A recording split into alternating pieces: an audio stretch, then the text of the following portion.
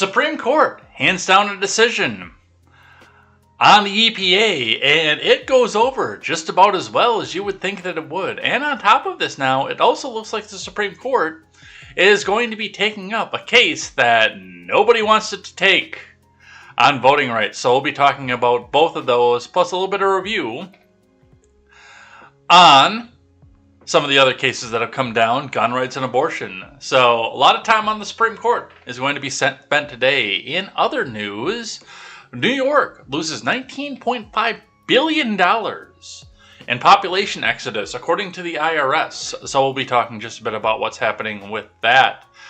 The Texas migrant truck driver, if you'll recall, the one around San Antonio who was caught with 46 dead migrants in the back of his semi, was high on meth at the time he was driving. So we'll talk just a bit about what that means and where we go from there. And the National Right to Life website has been hacked. That is right. It has been attempted to take down. So they really don't want to see pro-life go. It is going to be all this and more. Welcome to midterm season. I am Jay Edgar, and this is Contemporary.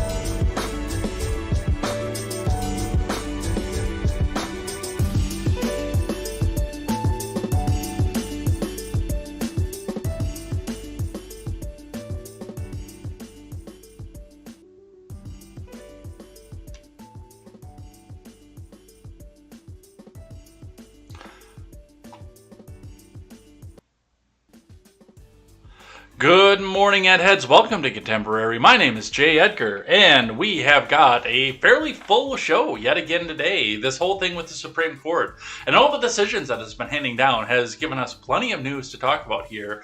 So we're going to get into it as quick as possible. A couple things before we get started. Number one, I will probably not be here on Monday. I think that's like a 95% chance at this point. I believe it's going to be KTZed and possibly Britt on Monday morning. Do not quote me on that just yet here. Announcements to come, so we'll talk just a bit about what's going on there. But yeah, as soon as the webcam clicks off, I'm heading out of here. 12 hours on the road, but something I definitely need. So if you guys want to, you can hit the Discord. I'll probably be jumping in and out of there throughout the trip.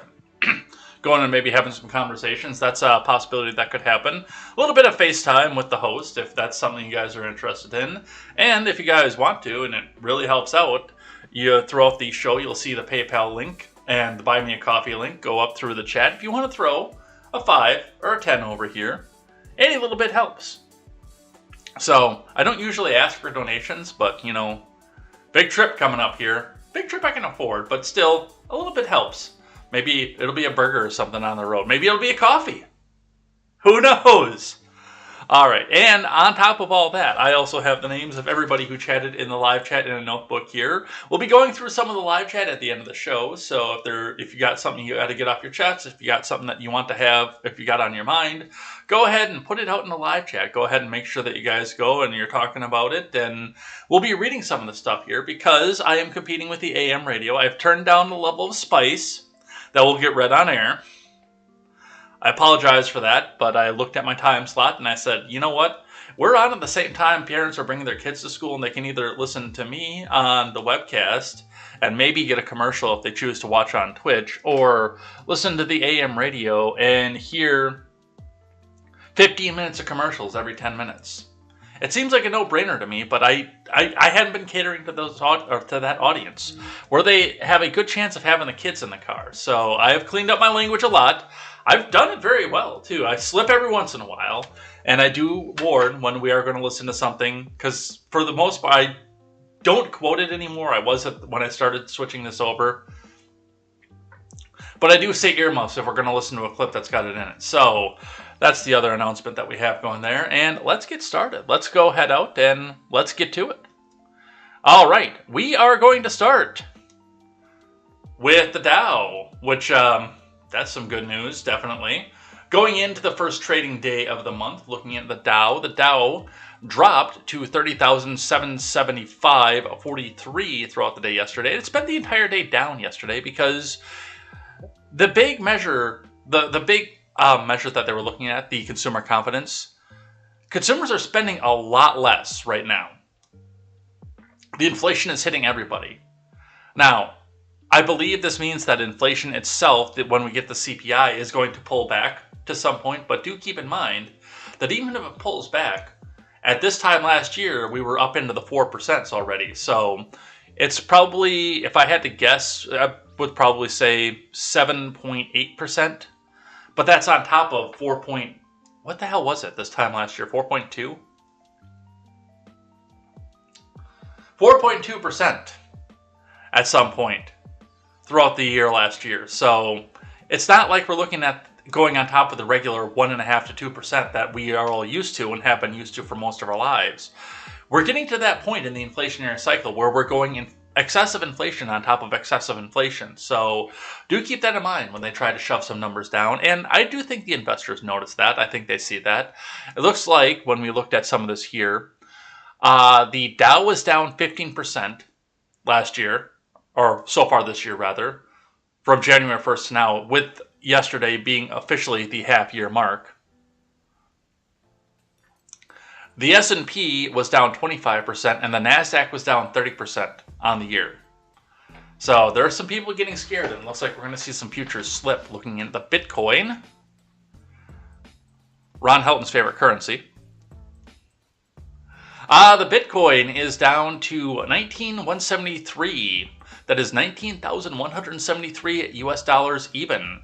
And it did take a very significant spike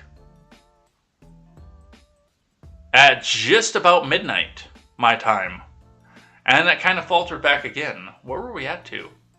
Back up over the 20,000 mark. Yeah, to 20,469.80 at midnight. And then we've come back down, almost losing $1,000 just today. So it's faltering, it's struggling.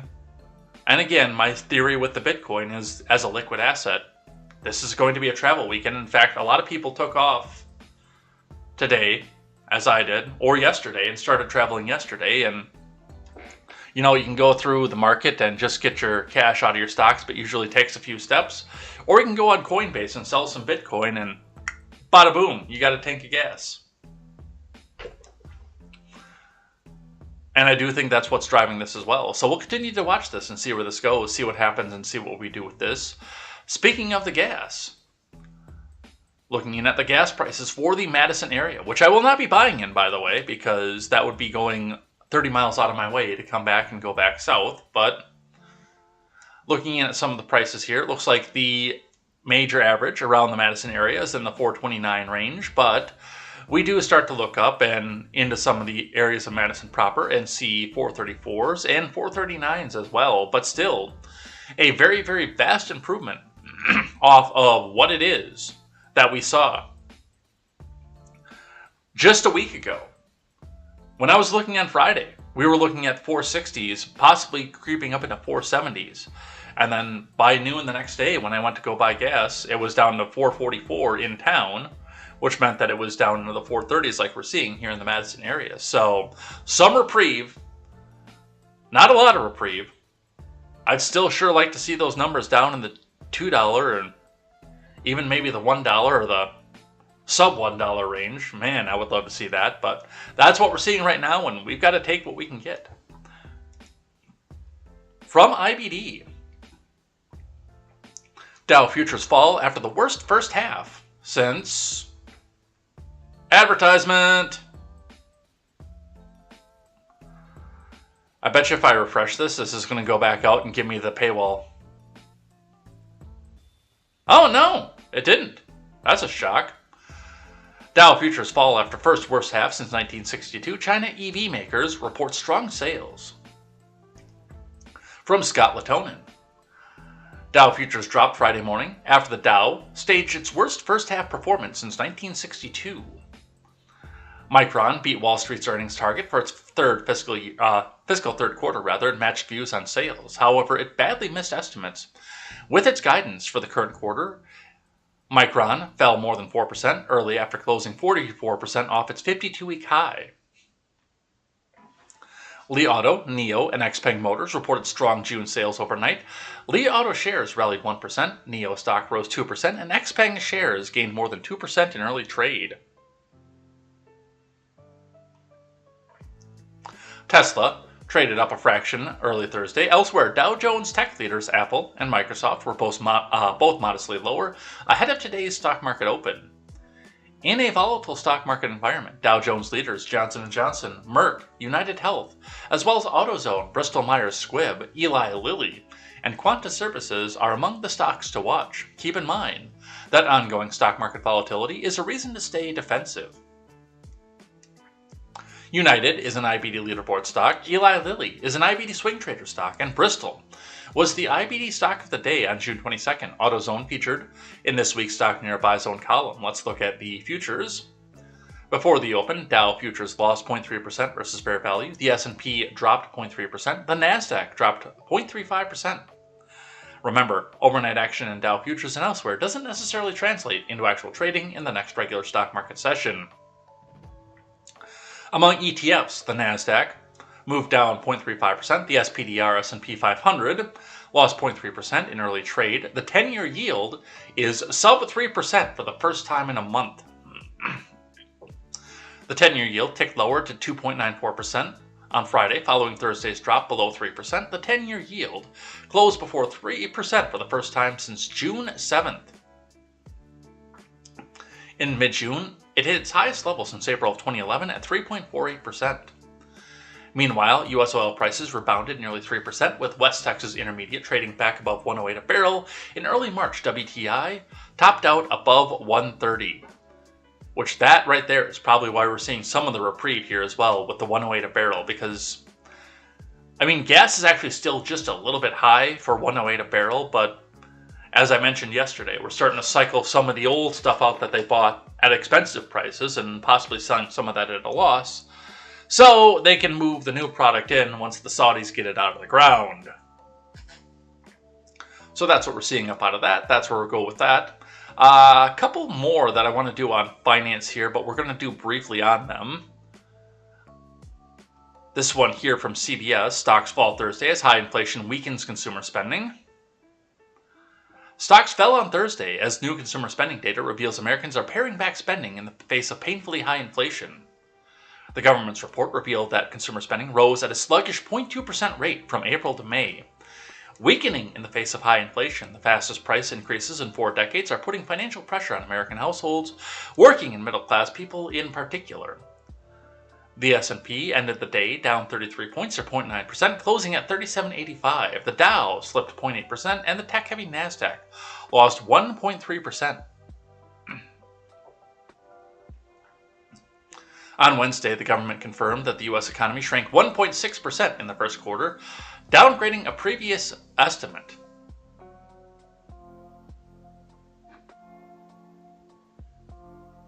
What?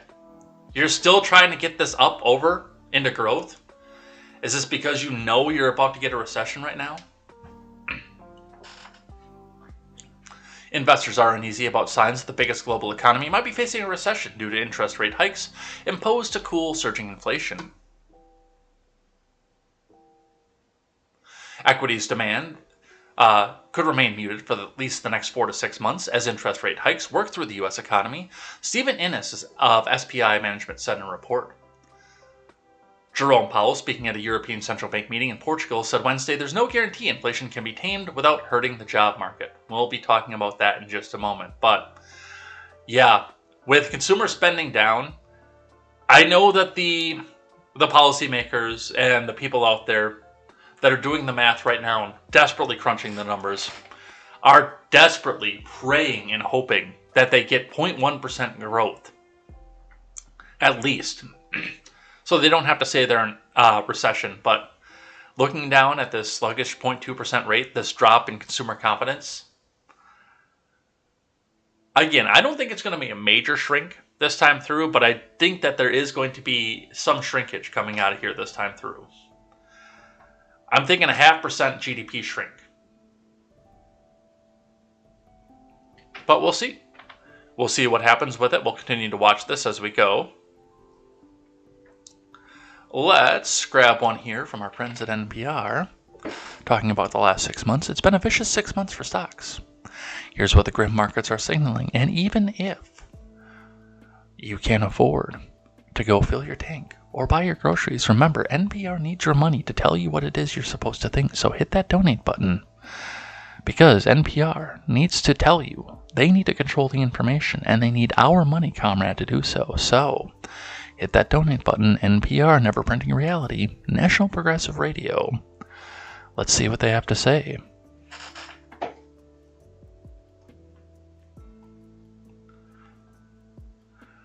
This has been the worst start to a year for stocks in more than half a century. A record-setting run fueled by cheap money has ended, and Wall Street is having a hard time adjusting to a new reality. With the Federal Reserve aggressively hiking interest rates to fight inflation, the economic landscape has changed dramatically. At the halfway point of the year, the tech-heavy NASDAQ has fallen 30%, and the broad-based S&P is down over 20%. Both indices are in bear market territory, and the Dow is in a correction. Year-to-date, it's down over 15%. When rates go up, it changes all the math, says Charles Babrinskoy, Vice Chairman of Ariel Investments. It changes the math of buying a car, buying a house, buying a bond. It changes the value of particularly tech stocks whose earnings are far off in the future. Not only that, it changes the math of starting a business, taking out a credit card, trying to do a debt consolidation. That's another big one, as people start to get down and wonder what they're going to do for the next few months as food is skyrocketing, and some of them took out credit cards thinking this is just going to be transitory. And that means that all the whipsawing in Wall Street of the past few months, including massive single-day swings of more than 1,000 points, reflects real nervousness among investors. They're worried the Fed may tip the U.S. economy into a recession. While that volatility has been driven mainly by rising interest rates and inflation, it's been compounded by numerous geopolitical risks. The Pinko Pox continues to wreak havoc in lockdowns in China. Global supply chains remain clogged, and Russia's invasion of Ukraine continues. High growth stocks were the first to fall. Historically, when interest rates rise and borrowing costs go up, investors pull out money from the riskier parts of the economy. High growth companies and tech stocks are the first to see their stocks fall.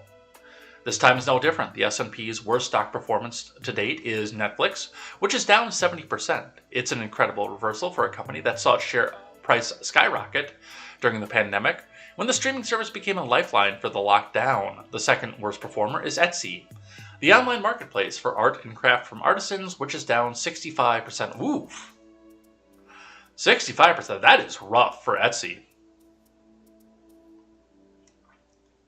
Really, the only bright spot in stocks has been energy. Russia's invasion of Ukraine drove oil and natural gas prices higher, and gas and diesel have set new records. That rise in commodities prices has benefited global energy giants. Many of them raked in record profits. Yes, but those record profits are measured in dollars that hadn't inflated 8.5%, over 3.5%.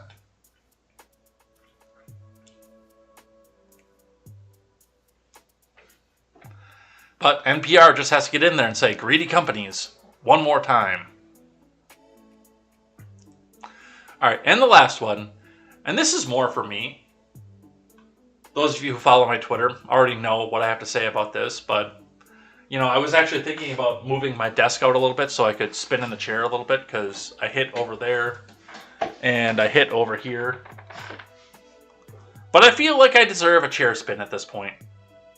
After this, because those of you who have been watching know as well as I know, in fact, that I've said from the point when they started talking about 0.5% and 0.75%, when they actually did the 0.75%, was when this finally clicked with me. I had a suspicion, but it clicked with me when they did the 0.75% that The goal of the Federal Reserve right now is to let Congress continue to spend money left and right like drunken morons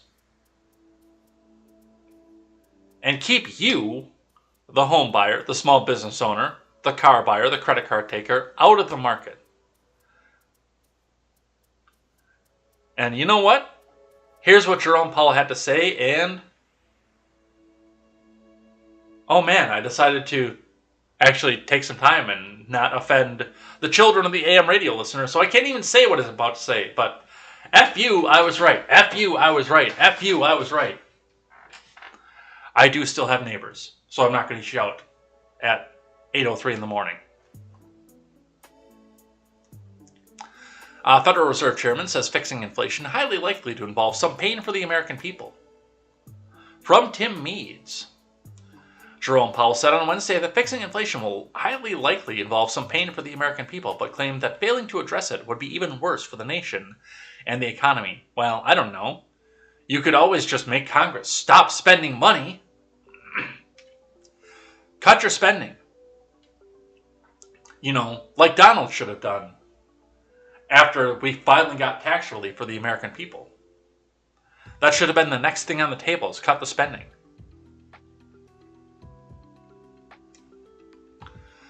During a panel at the European Central Bank, host Francine Lacroix asked Powell, if you're speaking out to the American people to try and help them understand how long it will take for, monetary policy to go back to something that resembles normalcy, what would you tell them? Let's listen. Chair Powell, if you're speaking now to the American people to try and help them understand how long it will take for monetary policy to go back to something that resembles normalcy, what would you tell them? I would say that we fully understand and appreciate how the pain people are going through dealing with higher inflation, that we have the tools to address that and the resolve to use them, and that we are committed to and will succeed in getting inflation down to 2%. The process is highly likely to involve some pain, but the worst pain would be from failing to address this high inflation and allowing it to become persistent. President Lagarde? Dito. Tito!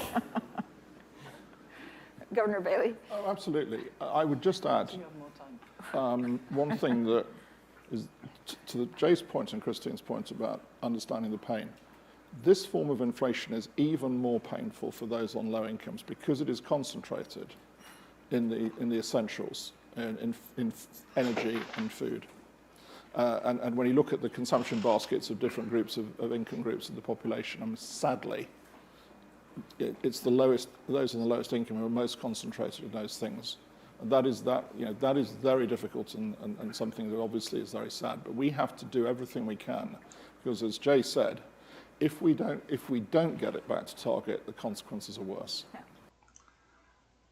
And this is also coming from, and especially when it's Powell. Powell was very open to say that if we need to get an inflation curb, we might have to see 10% unemployment for a year. 10% unemployment for a year. Do you know how devastating that would be to the American population? Let's just keep in mind what 10% of the U.S. population is. If we're at 10% unemployment for a year, that is 33 million people out of a job. That is like 33 Montanas being out of a job. That's more than the population of the state of Wisconsin out of a job for a year.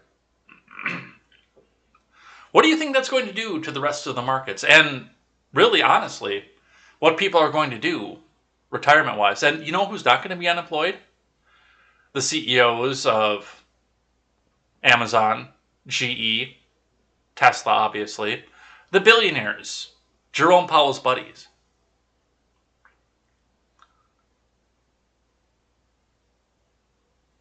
This is about keeping you out of the market, while these people get to still go out and spend and have a great time. And the Fed. But that's what we have for finance for the day.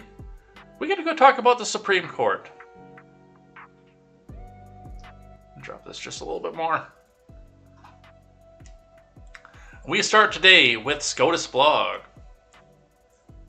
SCOTUS Blog tweets out, just in an election case out of North Carolina, SCOTUS agrees to review the independent state. This is not what I wanted.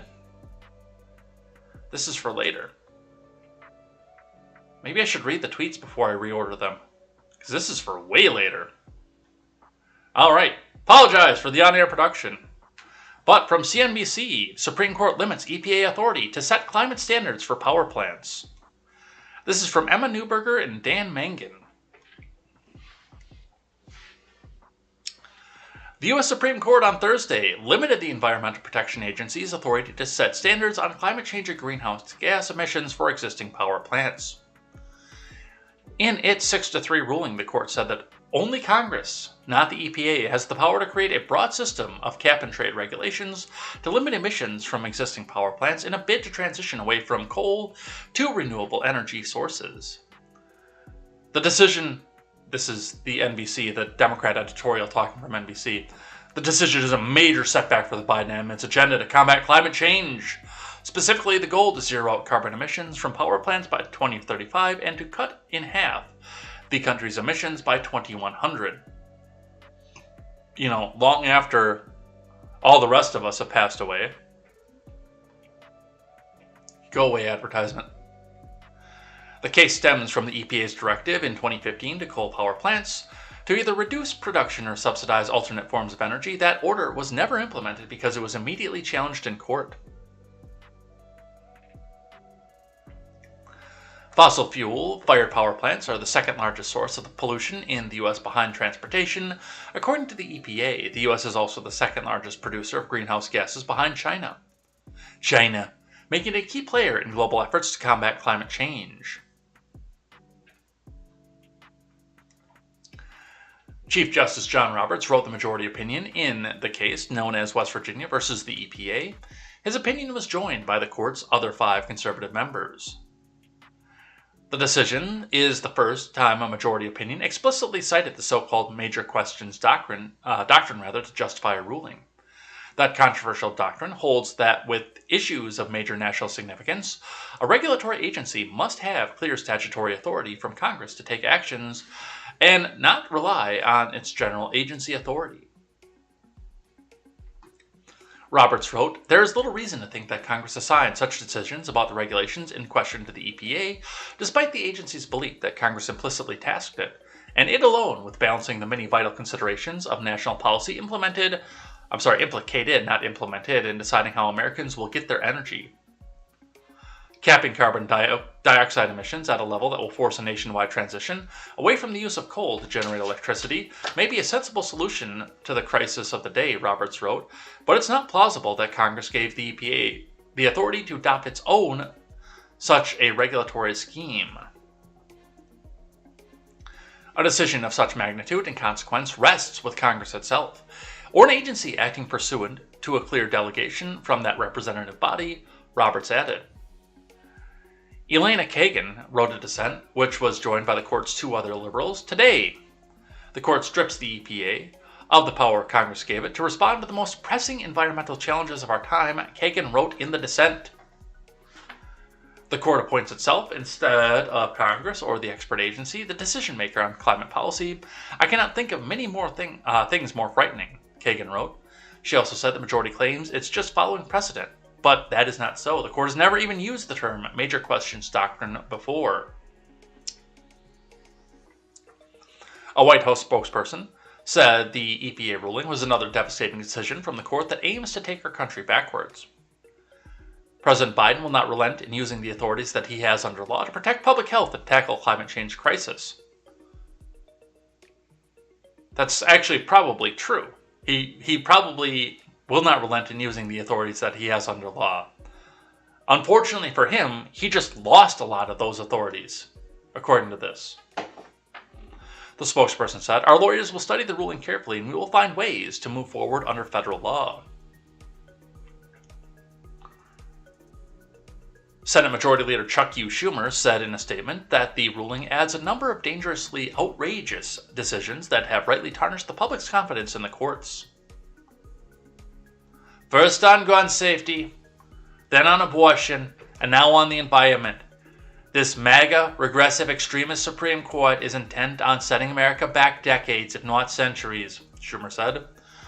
The Republican-appointed majority of the MAGA court is pushing the country back to a time when robber barons and corporate elites have complete power and average citizens have no say.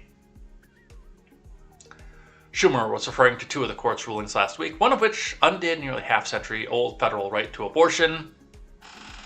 Wasn't there. And the other invalidated some of New York's restrictions on carrying permits for handguns.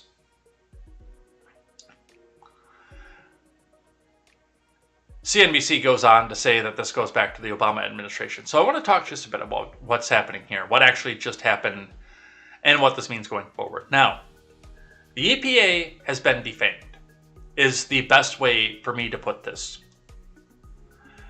What this means is that the EPA, in the most layman's terms possible, and the terms that, by the way, people like Chuck U. Schumer don't want you to know and think about, what this means, where we're standing right now, is that the EPA cannot make a policy. They cannot make law. This actually goes along the same way with what we see with the Roe decision. And sort of a little bit opposite with the New York State decision, the New York Rifle and Pistol Association decision. But what this is that, yes, we go back to what a lot of people don't understand, especially on the left, when they all panicked about Donald Trump. And the fact that he was going to have all this power, and he was going to make so many laws, and he was going to put everybody back in the kitchen. The executive branch doesn't have that power under normal circumstances. Now, there's been a lot of delegation at this point. There's been a lot of executive order and congressional delegation to go back out and say, you know what, we don't want to do anything about this.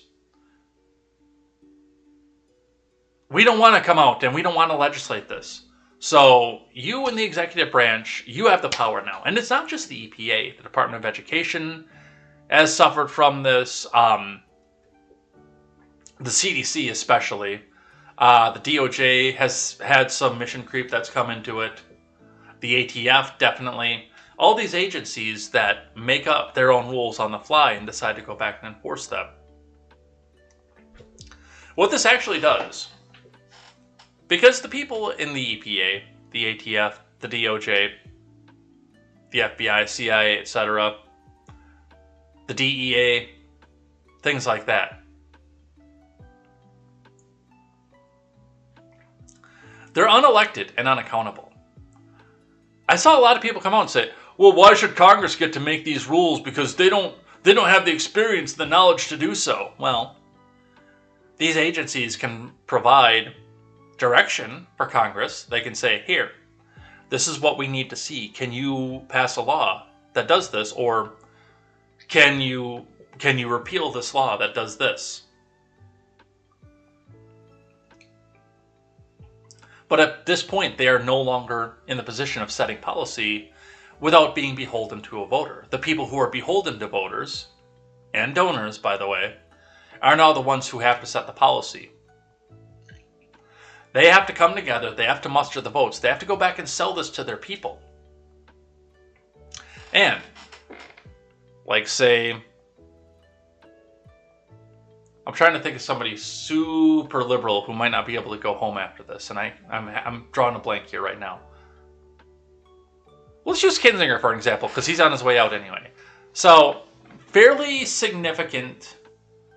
There used to be a nuclear power plant in Illinois. I don't know if it's still there. But it was in Kinzinger's district.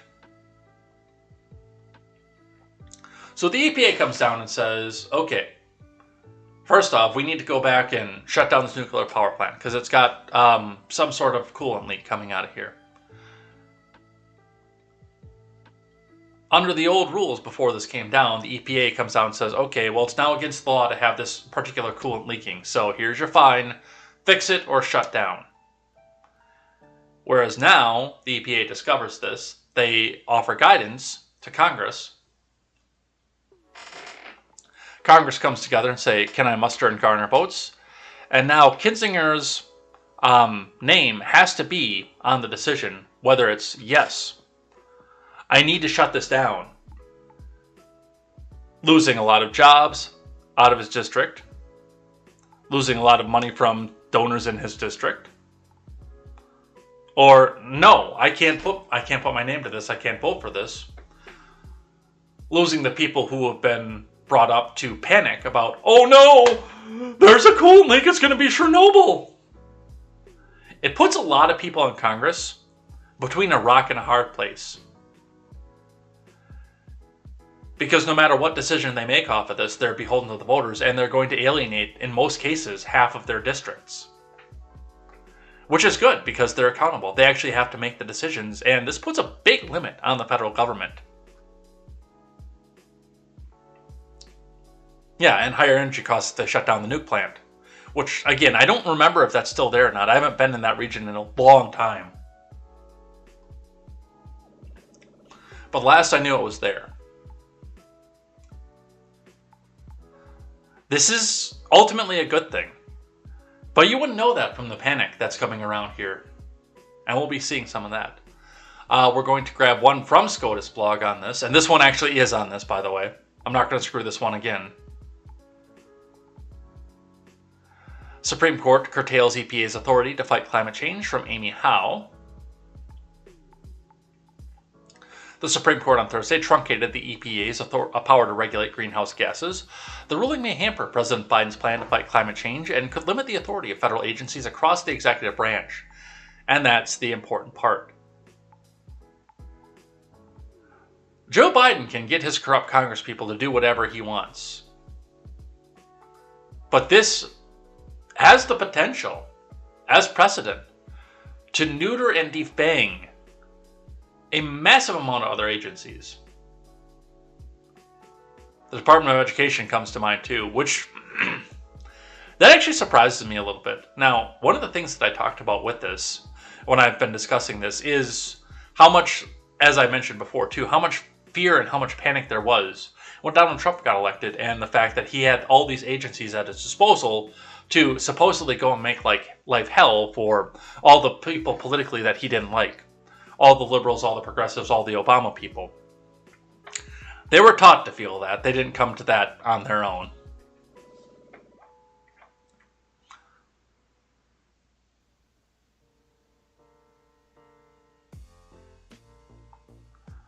But one of the things with this is that the people that head up these agencies, now, not all the people in the agencies are corrupt.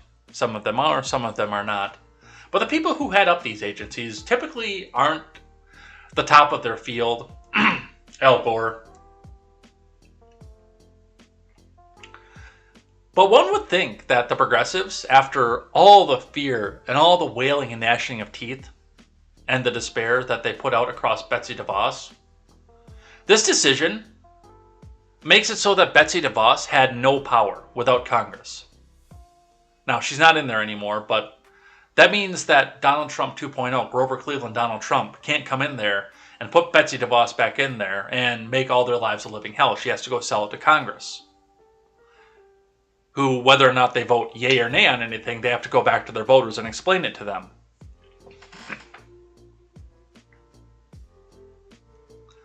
So this is a good thing, from my view, from my point of view.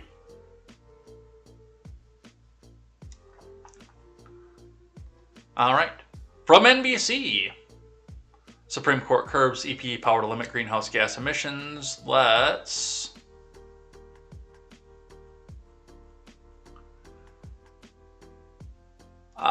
skip this one because this one's a review.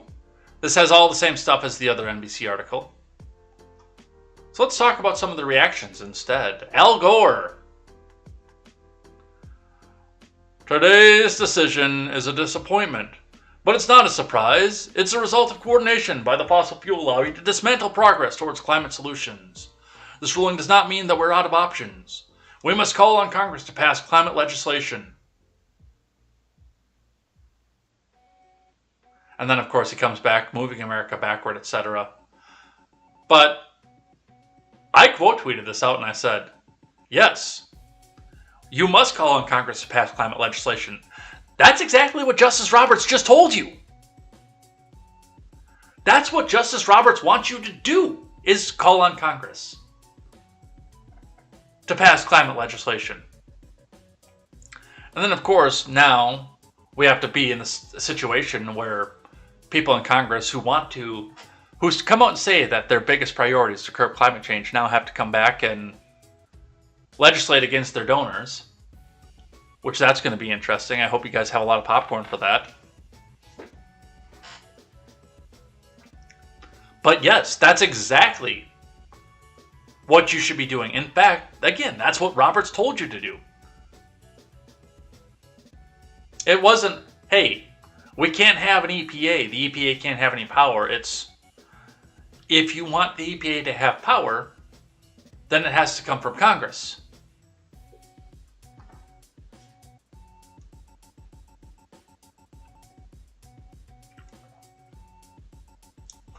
Here's one from you. Musings to Nobody says, how could that be? If we listened to you, then none of us would be around. It's been 22 years since you started preaching about the end of the world in 10 years.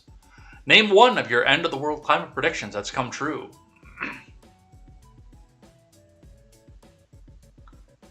And then, of course, the calls to expand it to 13. Now more than ever, we must expand SCOTUS to make it closer to balanced and nonpartisan again. The country and Earth needs this change. Which Justin Acker, I don't disagree, but when Biden expands it to 13, what's to say the next GOP POTUS doesn't expand it to 17 and so on? We could have 1,000 Supreme Court justices. Yeah, there you go, Ben Wild. When they wanted to use OSHA for that too, it's the same thing. Congress didn't pass that. They tried to do that through executive order. In fact, if Congress had been able to pass that, we'd probably all be vaccinated and masked right now, or in the poorhouse, one of the two. So, yes, there's a fun one from our former vice president. Gabriel Malore, SCOTUS holds EPA does not have the authority to regulate carbon emissions from power plants. 6-3 by C.J. Roberts. In dissent, Kagan is like, Congress sucks, so executive agencies have to be able to do this. And we'll look at some of the highlights from the dissent. First, members of Congress often don't know enough, and know they don't know enough to regulate sensibly on an issue. Of course, members can and do provide overall direction, but then they rely, as all of us rely in our daily lives, on people with greater expertise and experience, those people found in agencies. Congress looks to them to make specific judgments on how to achieve its more general objectives. Yeah, there's nothing in this decision that says the EPA can't advise Congress. But ultimately, again, this is something that holds, this makes Congress accountable and the federal government accountable to the people again. Secondly, and relatedly, members of Congress often can't know enough, and again, they can't, to keep regulatory schemes working across time. Well, it seems to me like maybe you guys out there, especially in deep blue districts, probably shouldn't pick failed actors to go back and make your congressional decisions, to be rubber stamps for yes or no. Looking at you, Cortez.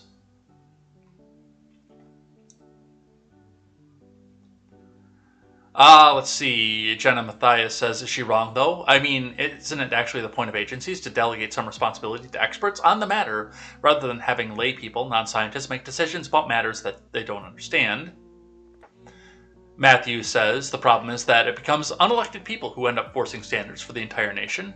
That's not the way government was designed. This ruling basically states Congress needs to instead pass laws to do what they've been trying to do through agencies. And the reason I highlighted this one is Sharim, in grade school apparently, says, do legislators have to amend the Clean Air Act for every new toxin that gets discovered? The agencies do have democratic accountability, presidential elections. No, they don't.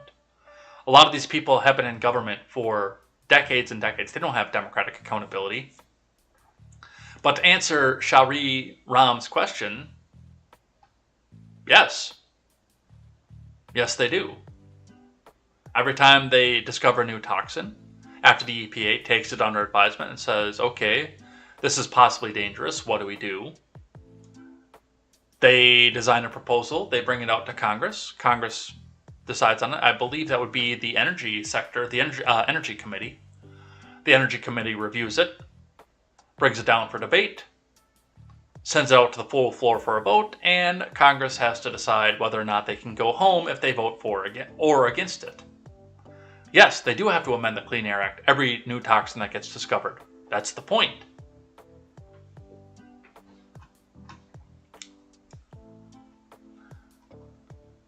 And of course, we've been talking about this. Now we've got to, I think this is... Let me switch these. So I want to do the Daily Wire one first. Yeah, we're going to move a little bit of this around here because some of this has to go on and do with the new one that they're going to be coming up in hearing. So, on-air production again. All right. So let's do the Daily Wire one. AOC melts down over Supreme Court doing its job. Do away with the whole thing, puppy! From Ryan Saavedra. The Honorable and Venerable Representative Alexandria Ocasio-Chavez, D-Twitch, raged on Thursday on Twitter following the latest Supreme Court ruling against the EPA, suggesting the court must be abolished to save the planet. The Supreme Court ruled 6-3 that the EPA lacked the authority to curb greenhouse gas emissions from power plants, and that Congress would be the governing body responsible for regulating the emissions. Catastrophic, puppy! A filibuster carve-out is not enough. We need a reform, or do away with the whole thing, okay, puppy? For the sake of the planet! Occasional Cortex all continued her unhinged meltdown in responding to a tweet from the leftist Brennan Center, which noted that the Supreme Court agreed to hear Moore versus Harper. We'll be talking about that in just a bit, which is why I rearranged everything just now.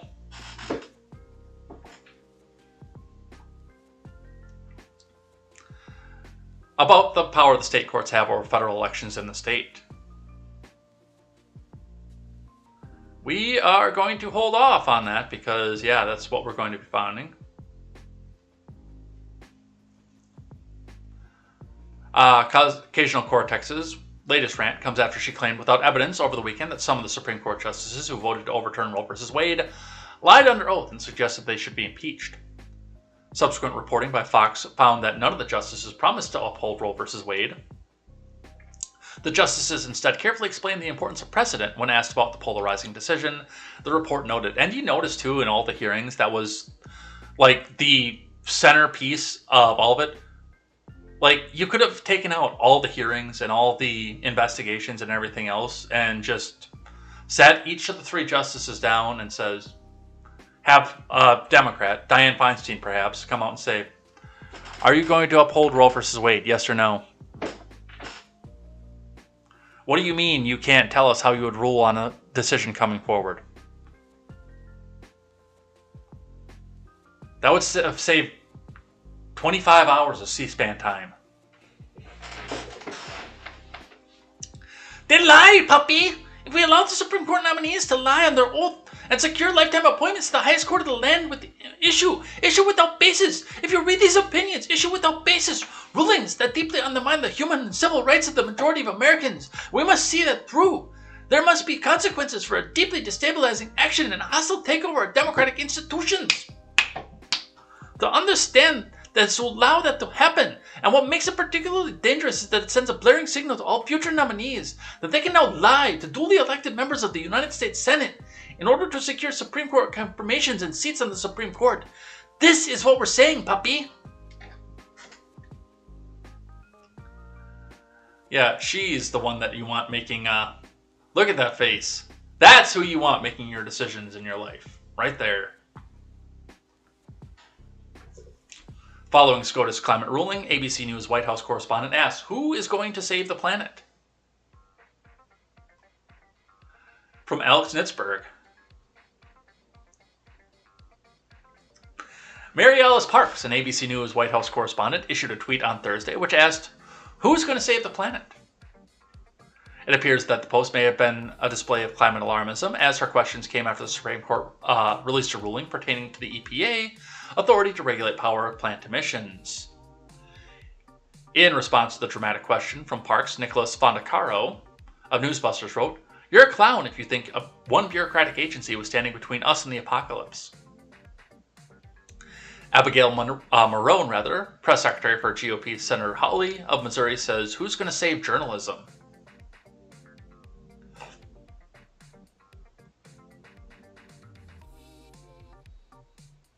Chris Hayes, "Run out of words to describe this court, but among other things, it's now a threat to the planet." Let's grab one from CBS. "Extremely dangerous path. Supreme Court decision on EPA is a step backwards in fighting climate change, experts warn." Why? Because the people that make the decisions now have to be accountable to the people? From Lee Cohen.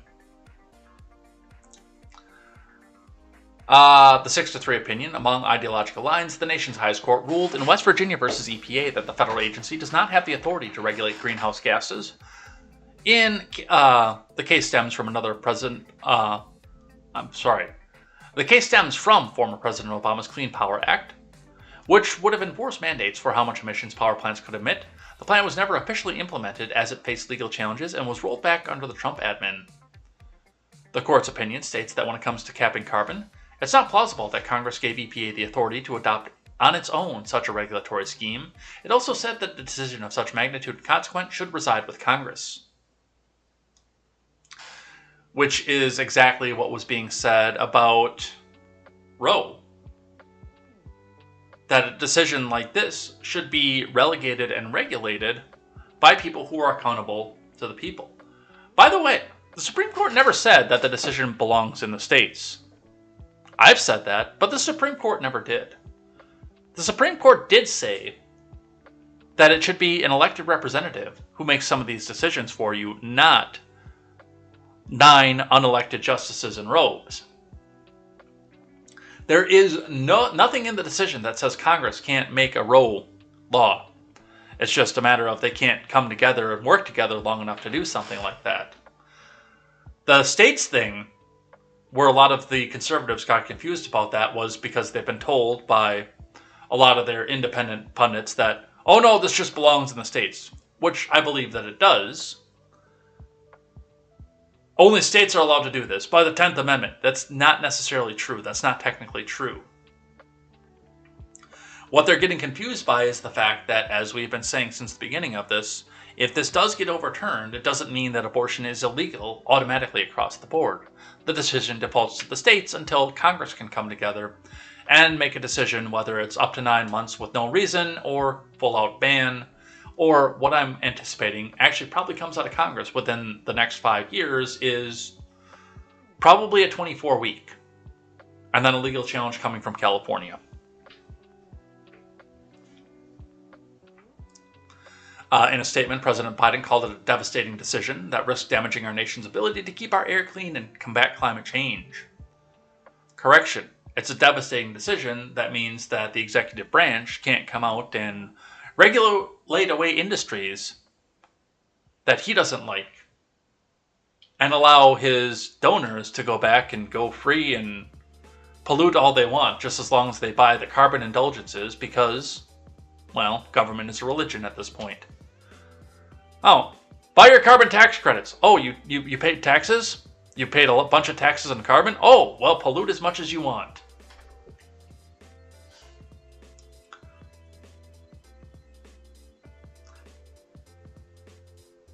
He added, I will not relent in using my lawful authorities, man, to protect public health and tackle the climate crisis. Well, you just lost a lot of lawful authorities. Some Republicans, including Mitch McConnell, applauded the decision, but supporters of climate action quickly condemned it. Obviously. I found an interesting one from the Washington Post, which I thought should have been obvious. The U.S. is ditching coal. The Supreme Court ruling won't change that. From Stephen Muffson. When conservative environmental lawyer Jeffrey Homestead joined the Bracewell firm in late 2006, it represented the whole range of electric power companies, including coal-fired utilities and coal mining firms. Not anymore. The chief executives of electric utilities, wary of the perils of climate change, are marching away from coal as well as other fossil fuels. Over time, it's clear for reasons unrelated to regulations that the U.S. power sector is moving away from coal, Homestead said. In my world, it's astonishing. The shift in the outlook among top electric utility executives could mute the impact of Thursday's Supreme Court decision declaring the EPA had overstepped the authority Congress gave it to limit carbon dioxide emissions in power plants. That's actually very true. And it's the same thing when we talk about stuff as, in the manufacturing process that goes and pollutes water. Because I'm sorry, you don't want your working population sick if you have a factory or something. You don't want to dump paint in the river that gets lead into the bellies of the babies who are going to grow up, in most cases in company towns like that, to be your workers.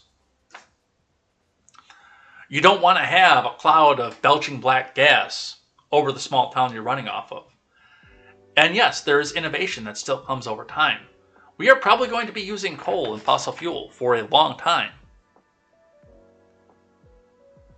The level and the amount is probably going to decline over the next 10, 15, 20, 50 years. To a point where it probably becomes a supplement at some point, a backup. Or gets used to make more steel windmills. They kill the birds, okay? We are probably going to, within my lifetime, shift away from coal being the primary source of energy.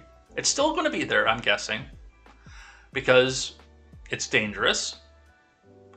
It requires significant mining, which puts a lot of other people in danger, sort of the heavy metals for the electric cars, the nuclear power plants as well, but you can get a lot more energy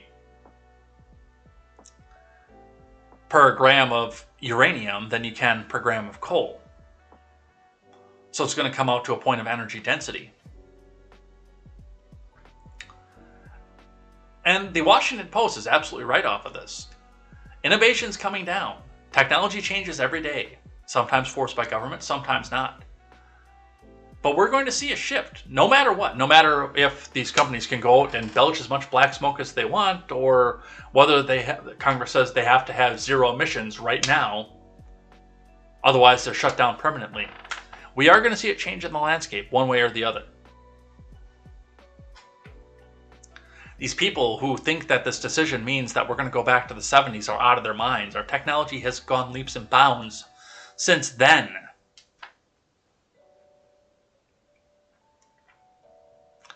And yet again, there are still people. Carbon capture technology, reburning the carbon capture technology, or finding ways to get even more energy, more heat out of a lump of coal. So you have to use less of it.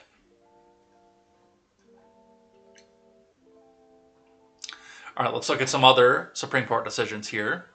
Here's one that's not going to get covered in the panic porn, but SCOTUS hands Biden victory to end Remain in Mexico policy. Funny, we didn't hear about that on the news yesterday. From Marie Coronel.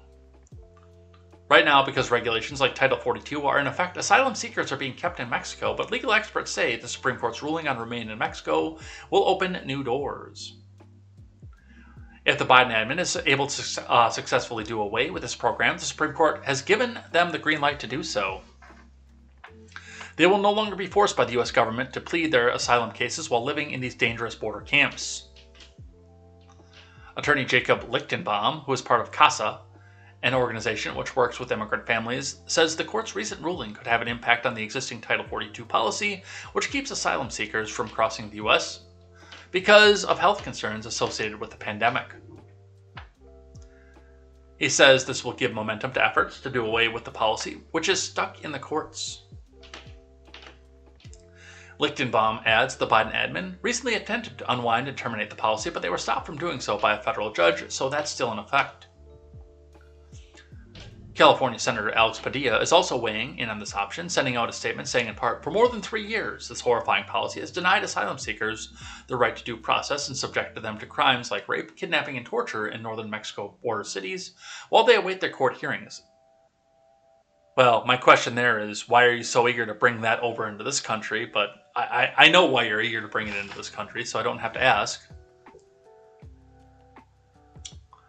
He goes on to say, I urge the Biden admin to do everything in its power to swiftly end Remain in Mexico once and for all.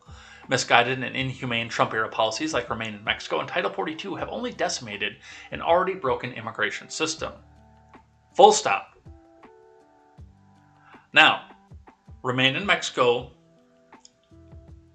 from the way that I understand the law, is and should remain on the discretion of the executive. I don't like it. I want it to be a permanent thing.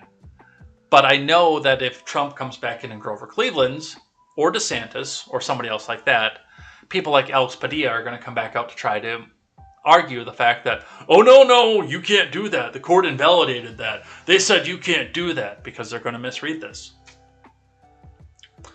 What this decision does is this puts the power into the executive.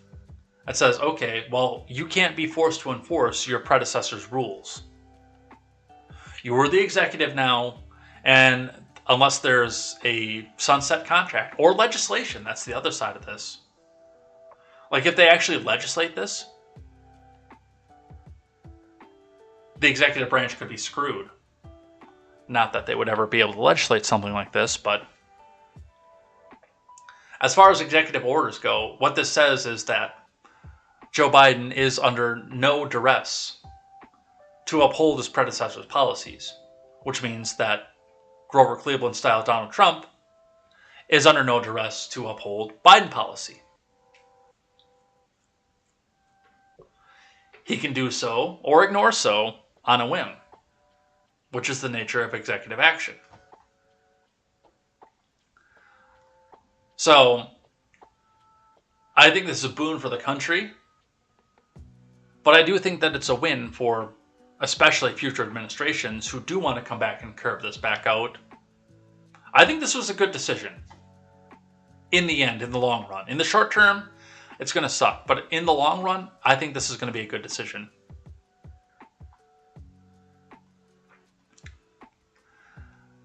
All right, now we get to go talk about Moore versus Harper.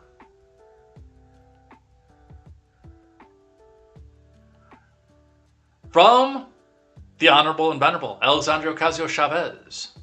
And we've got this one back here that we kept as well. In fact, let's do this one first. SCOTUS blog, just in, the election case out of North Carolina, SCOTUS agrees to review the independent state legislature theory next term. Under that theory, state legislatures have the broad power to set rules for federal elections, even if the state courts say those rules are unconstitutional. This will be interesting. The North Carolina election case is Moore versus Harper. SCOTUS also adds the two other new cases to its docket for next term. Percoco versus U.S., a case about honest services fraud brought by former Andrew Cuomo aide, and Simonelli versus U.S., a case about federal wire fraud, which could also have to do with Andrew Cuomo. Oops, did I say that out loud?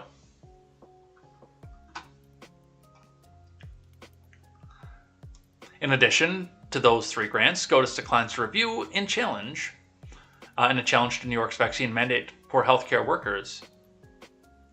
So they're not going to hear the New York State saying healthcare workers thing, which, again, as much as I disagree with that, I think that's the right decision because that's state supremacy. I don't like it, but I understand why the Supreme Court's coming down the way that they are. I wish somebody would get elected in New York and overturn that, but I have no hope for that.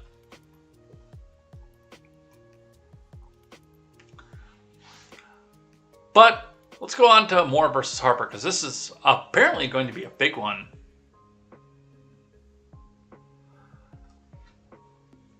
So, tweeting out from the Brennan Center, as we talked about in the Daily Wire article, breaking, Supreme Court has agreed to hear Moore versus Harper, an appeal advocating for extreme interpretation of the Constitution that could make it easier for state legislatures to suppress the vote, draw unfair election districts, enable partisan interference in ballot counting. To which the Honorable and Venerable Socialist Democrat, Alexandria Ocasio-Chavez, we are witnessing a judicial coup in process, okay, Papi? Because everything is a coup now. If the President and Congress do not restrain the court now, the court is signaling they will come for the presidential election next. And when I run for president, I might not be able to come back out and honk my way into the presidency, okay, Papi? All of our leaders, regardless of party, must recognize this constitutional crisis for what it is. What constitutional crisis is that? Is that the constitutional crisis where the Supreme Court is saying, hey, Let's put these powers back where they belong instead of being delegated somewhere else. But really, honestly, more importantly, doesn't this sound like a coup to you? Doesn't this sound like insurrection? Treason, perhaps? A sitting member of Congress is telling two branches of Congress to ignore separation of powers and either dissolve or suppress the third co-equal branch.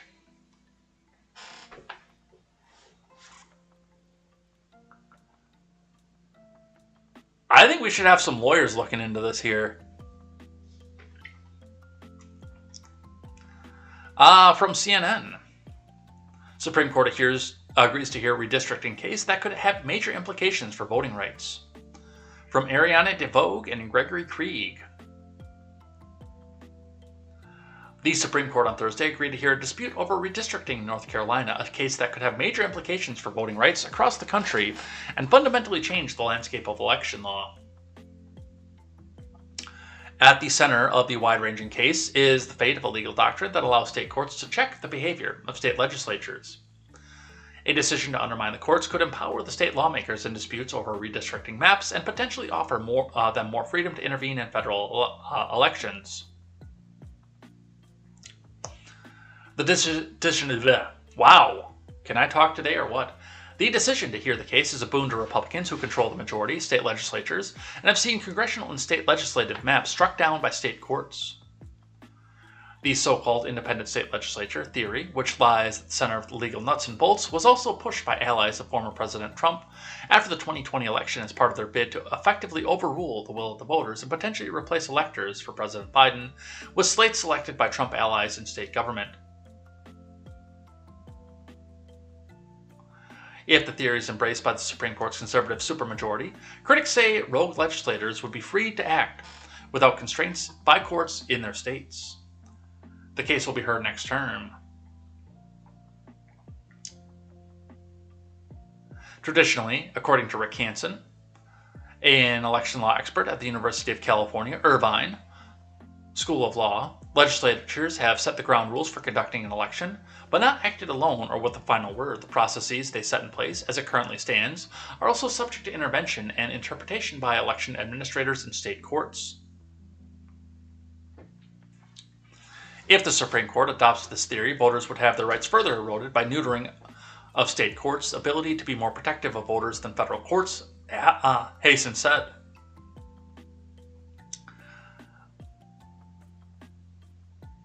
I think this is a good thing. I really do.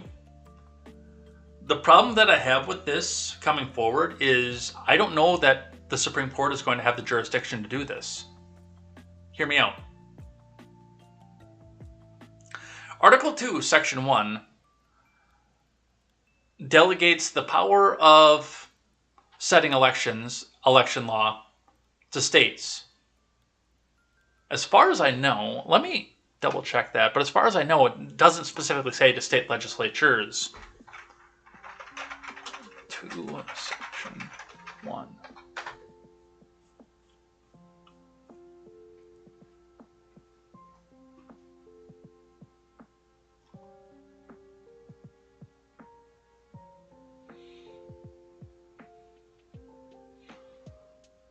Okay, the president, electors, electoral college count.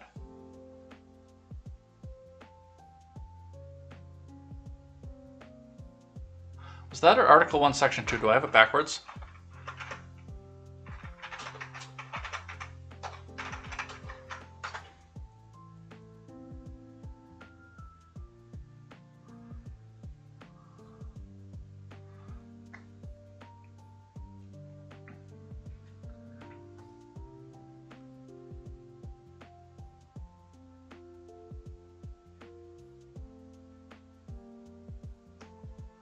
So I believe this is Article 2, Section 1. Or Article 1, Section 2. I gotta go back and look at this because I was very easily able to find this before.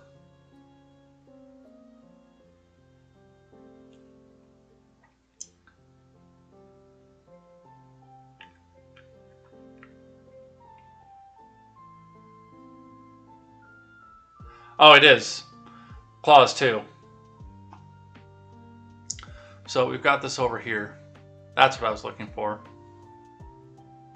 Clause 1 is executive vesting clause.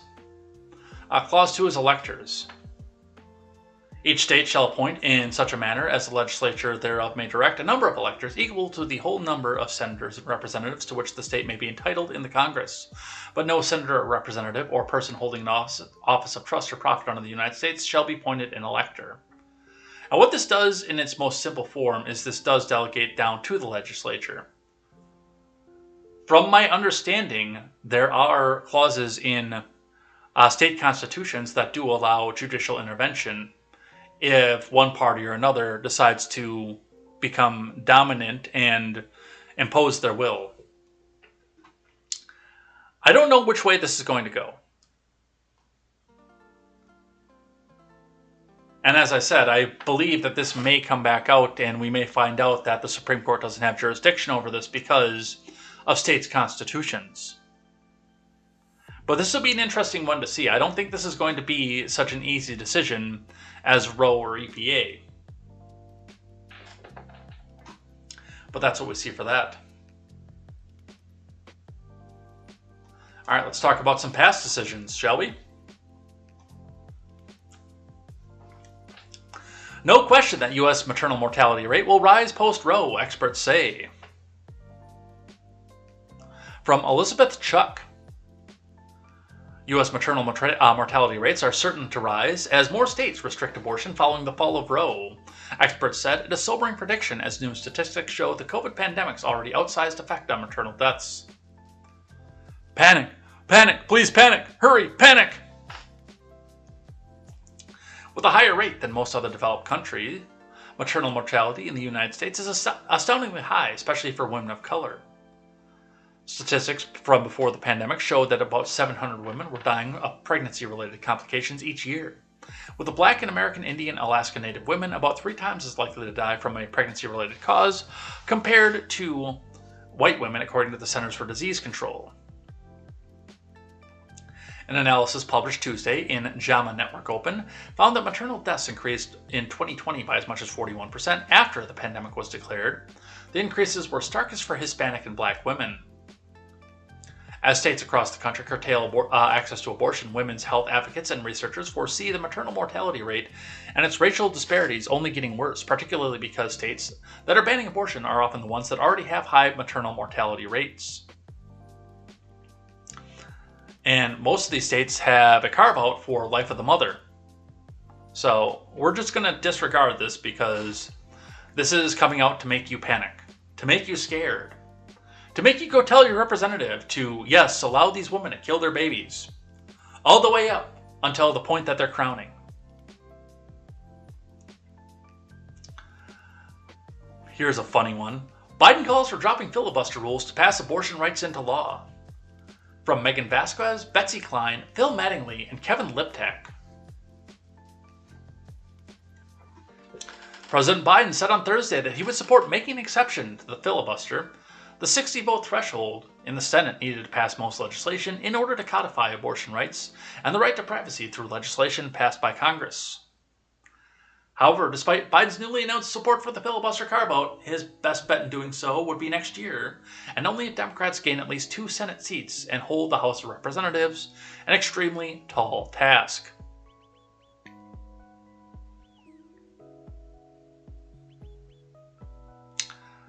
Biden said Thursday he would support making an exception to the filibuster. Biden, buddy, come here. No, stop sniffing me. Come here.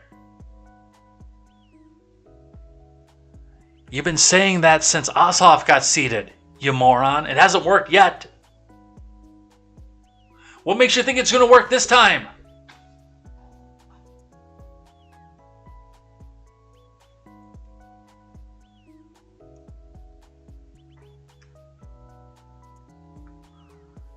What else here? Some more Biden stuff. Let's listen. Let's listen to the Houseplant in Chief, shall we? The one thing that has been destabilizing is the outrageous behavior of the Supreme Court of the United States in overruling not only Roe v. Wade, but essentially challenging the right to privacy. We've been a leader in the world in terms of personal rights and privacy rights. And it is a mistake, in my view, for the Supreme Court to do what it did. The one thing that has been destabilizing is the outrageous behavior. Let's make a law, man. Come on. Unfortunately, he might be screwed. From the Daily Mail. Manchin and Sinema won't back changing filibuster to codify abortion. Biden's plan to protect Roe in Congress looks dead in the water after criticizing outrageous and destabilizing Supreme Court. From Morgan Phillips and Elizabeth Elkind and Rob Crilly. Joe Manchin and Kyrsten Sinema remain steadfast in their defense of the filibuster, their offices said, despite public pressure from all the way up to President Biden. I mean, what exactly is he going to do? I don't know if he's got a plan for that or not.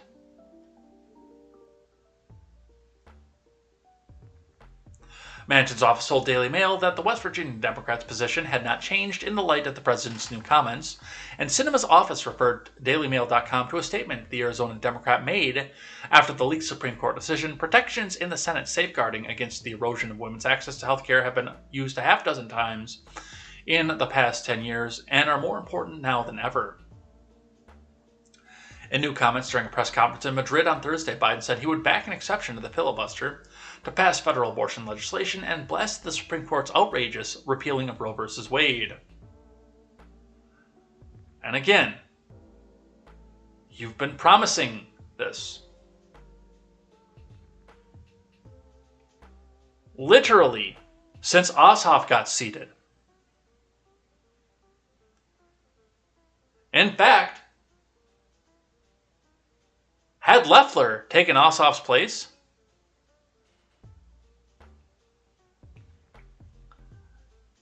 you'd probably be praising the filibuster right now. You'd probably think it was the greatest thing in the world.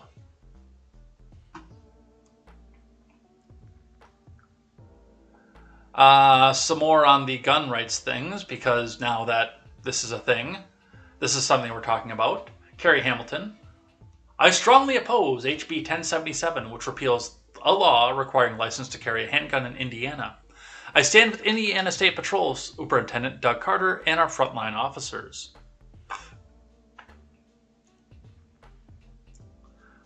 Doug Carter says, if you choose to support this bill, you will not be supporting us. Okay, bye. I'm not supporting you anyway. You will not be supporting the frontline officer.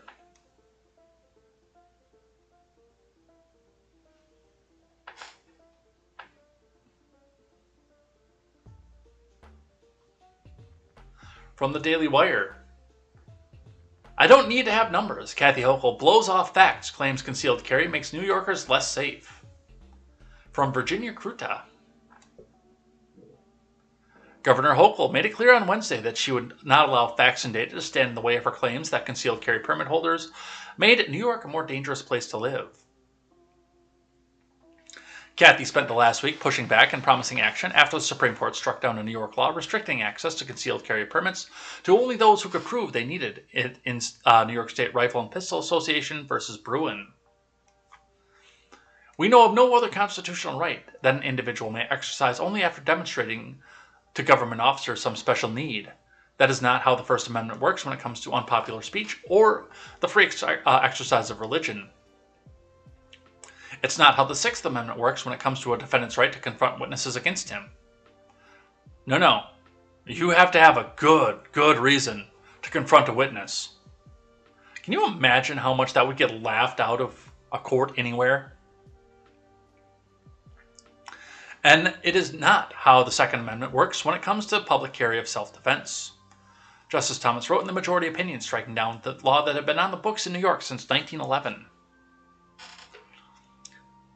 But Hochul responded to the court's decision by claiming the idea of people being able to carry firearms for self-protection would make others feel very unsafe. Let's listen. I got two clips of her One right at the beginning and one, I think, yesterday. Scott. Everybody in America recognizes that there's a problem with gun violence. And the people who cheer this, what they say, what they see is, look, there is a problem with gun violence, and I, as a law-abiding citizen, want to be able to hold a gun on my person so that I feel safer. What do you say to that individual? I say that makes everyone else feel very unsafe. We don't know if you're provoked. You know, you're in a bar and you're having someone looks at your girlfriend or your boyfriend the wrong way. There are so many triggers. It is, if someone wants to have a legal gun license protection in their home, that is their domain, they can do that. We've always allowed that, or for hunting and other purposes. But to think that someone would be able to do this on a subway in a crowded, tense situation during rush hour, no, we have a right to protect our citizens, not take away your right to own. That's fine. But where you take it and the ability to conceal it, that's just going to make things so much more complicated for law enforcement and others. Yeah, but back to Tony's point, the people that are cheering this are saying it's not the guns that are the problem, it's the criminals that are using the guns that are the problem.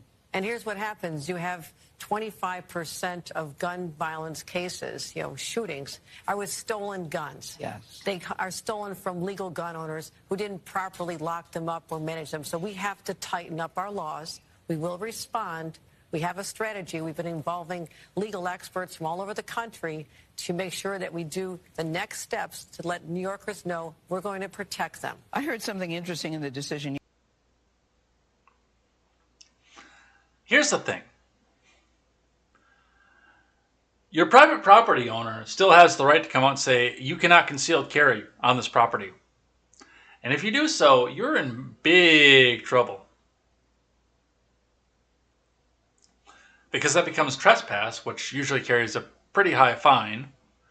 And now the question of whether or not your license is still valid because you broke private property rights. But this is a bunch of bluster from somebody who wants to make sure that everybody else is disarmed, and she continues to go on.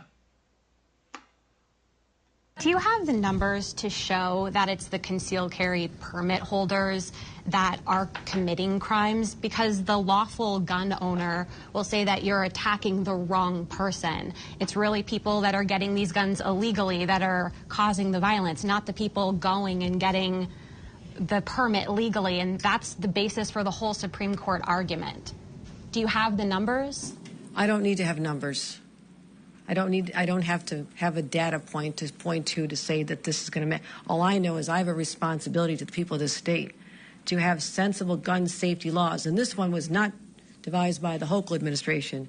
It comes out of an administration from 1908. I don't need a data point to make the case that I have a responsibility to protect the people of this state. Somebody who's going to go do a mass shooting or something like that may not go get a concealed carry permit. I never said there's any correlation between our solution here and the Buffalo case. In fact, I signed a package of 10 laws following Buffalo that dealt with the issues that were raised there. Hochul's gun laws passed after the Tops grocery store shooting in Buffalo. Arvold got it perfectly. This is perfect leftism. I don't need facts. But, well, the Cuomo admin and the Hochul admin are having other problems here. The center square. New York loses $19.5 billion in population exodus. IRS confirms. The IRS this week released more troubling data for New York, with federal agencies showing more high-earning taxpayers leaving the state. Tracking returns filed in 2019 and 2020 show that 479,826 people left New York for another state or country in those years. Over the same time frame, 231,439 people moved to the state.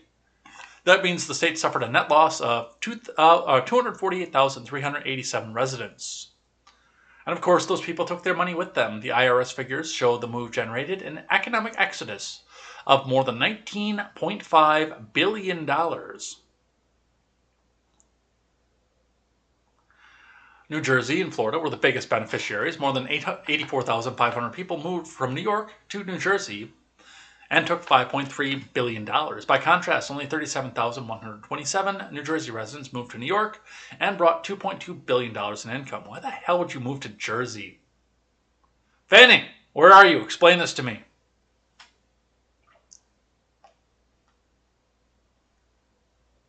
The numbers were even starker between New York and Florida. Over the 2 years, 71,845 New Yorkers flocked to the Sunshine State and took $6.4 billion. Meanwhile, 26,902 former Floridians moved up north. Those individuals had a combined income of $1.2 billion.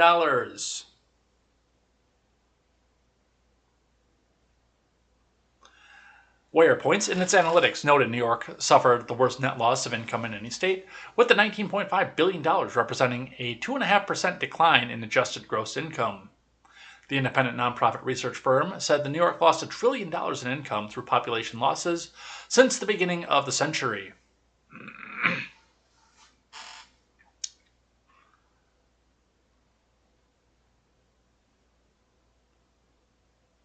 Ha! Ha ha ha ha ha ha. That's funny. We're so woke, we're so progressive. Everyone's going to want to come here and bring their money here. Ha ha ha ha ha ha ha. More New York news. Kathy Hochul again. Kathy Hochul to promote Long Island libraries that reportedly removed LGBTQIRAMIGIXTBYATY materials for kids during Pride Month. From Zach Williams. Kathy Hochul is launching an investigation following reports that Smithtown Library Board of Trustees voted to pull LGBTQIRAMIGXTBYABTLPIRMATY materials from the children's section at 4 branches during Pride Month. Public places are prohibited by law from engaging in discrimination based on sexual orientation or gender identity. Everyone, and particularly our state's young people, deserve to feel welcome at the library. For many, you get the picture, kids, libraries are a place of refuge and information where they can be welcomed and affirmed for who they are, the governor said. Hochul likened the policy to a Florida law restricting the discussion of the issues with very young children. We will not tolerate a don't say gay philosophy taking root in our state. I look forward to seeing the Division of Human Rights take a prompt action to investigate these reports, Hochul said in a Thursday press release. The move, which reportedly included removing LGBTQIRAMIGTBYTADIXTYA plus sign minus sign books from displays in the children's section, also earned Smithtown Libraries a rebuke from the New York Library Association. This ban of any displays related to Pride sets a dangerous precedent for libraries across the state because it normalizes the victimization of LGBTQIRAMIGIXTYBATYAIIMATIBIT youth in their schools and their communities, which has dire consequences, reads a statement from the association.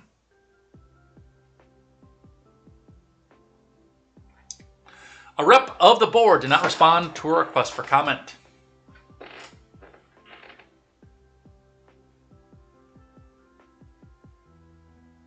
Is this state funded?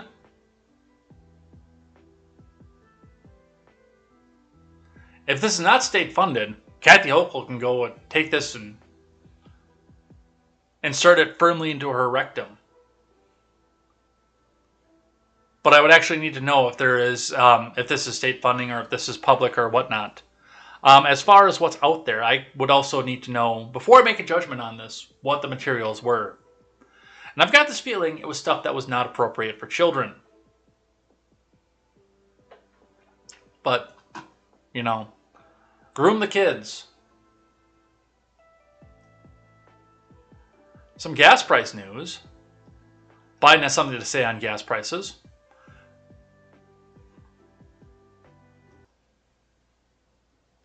Ultimately, the reason why gas prices are up is because of Russia. Russia. The reason why the food crisis exists is because of Russia. Russia not allowing grain to get out of Ukraine. Ultimately, it's all Russia, guys. Nothing else. Ignore what was happening when we hit $3.50 a gallon before the invasion. And that was here. I don't know. We're generally lower than the national average. So I don't know what it was everywhere else, but it was 350 here.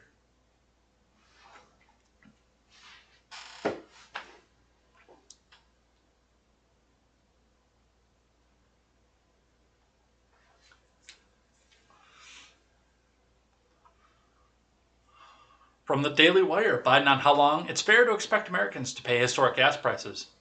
As long as it takes to beat Putin, man. Come on.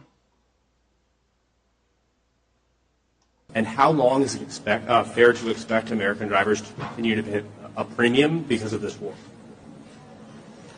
Let me hear this. The second part of the question was, would it bring down the price? Will it bring down prices? And the war has pushed prices up. They could go as high as $200 a barrel, some analysts think. How long is it fair to expect American drivers and drivers around the world to pay that premium for this war? As long as it takes. So Russia cannot, in fact, defeat Ukraine and move beyond Ukraine. Russia cannot move beyond Ukraine and defeat Ukraine because they have the records of what my son was doing in Kiev.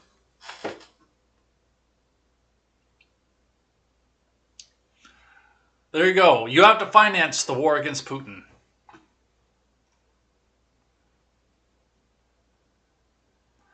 But this is also about the future of the liberal world order. Let's listen to that. Sustainable. What do you say to those families who say, listen, we can't afford to pay $4.85 a gallon for months, if not years. This is just not sustainable.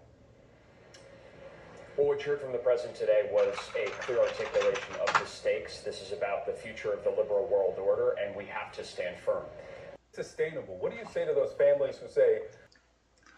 So, I've heard of New World Order. I've never heard... Well, no, Biden's talked about liberal world order before.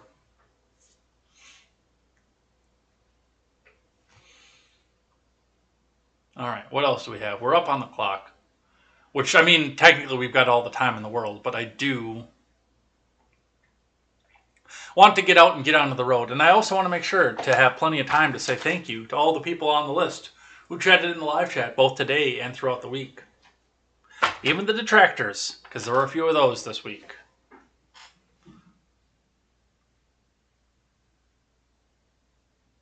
So let's pick the best ones, shall we? Here's one. Florida teachers raise concerns about new civics training, say it downplays slavery, promotes originalism. No, they just don't want people to know what their rights are and how restricted their government actually is supposed to be. From Travis Gibson. Some Florida teachers are raising concerns about the state's new civics training. The Florida Department of Education is holding a series of conferences around the state this summer to teach a new civics initiative championed by Ron DeSantis. But some teachers feel the new initiative pushes conservative ideas without also teaching opposing views. One teacher who spoke with News 4 Jacksonville said he attended a recent conference and presenters downplayed slavery and said the widely accepted idea that the Founding Fathers wanted separation between church and state is a misconception. DeSantis last year signed a bill that put $106 million towards supporting new civics and government standards in K-12 schools. It's crucial to ensure that we teach our students how to be responsible citizens, DeSantis said during a news conference in June of 2021 at Fort Myers Middle School. They need to have a good working knowledge of American history, American government, and the principles that underline our Constitution and Bill of Rights. Those new standards are now being taught to thousands of teachers across the state during 10 voluntary 3-day conferences where teachers also get $700 stipend for attending and the possibility of a $3,000 bonus. But St. Johns County teacher Justin Vogel said he was shocked at the presentations he saw during a conference last week in Jacksonville. It's mind-blowing what they try to convince us of in some cases. Some cases were worse than others, Vogel said. In one of the slides presented and shared with News 4 Jacksonville, the DOE said it was a misconception that the Founding Fathers wanted a strict separation of church and state. The presenter said it was because Thomas Jefferson, when he said wall of separation between church and state, he didn't mean it, Vogel said.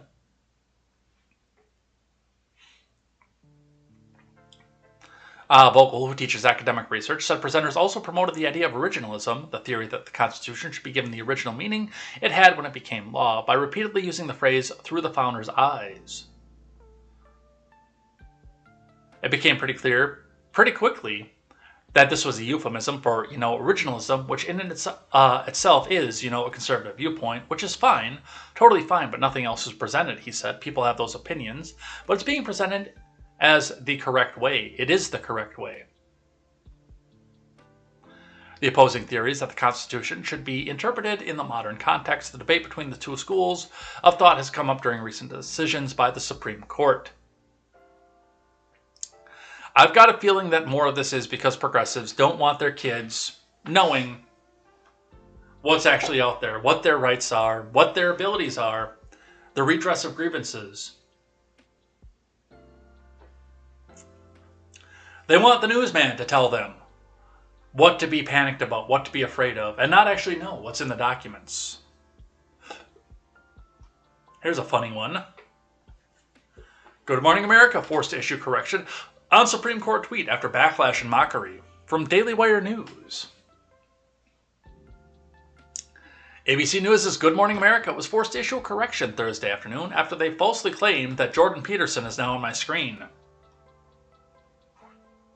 After they falsely claimed that Ketanji Brown Jackson was the first black person to be sworn in as a Supreme Court justice.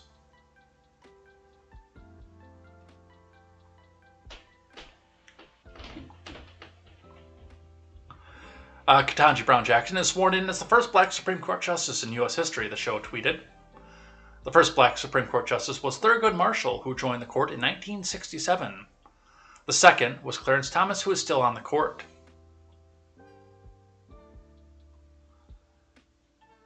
Correction. Video shows Ketanji Brown Jackson was sworn as the first black female Supreme Court justice in U.S. history. The show later said in a separate tweet, a previous tweet erroneously stated Jackson as the first black Supreme Court justice. Yeah, but they don't count Clarence Thomas anymore.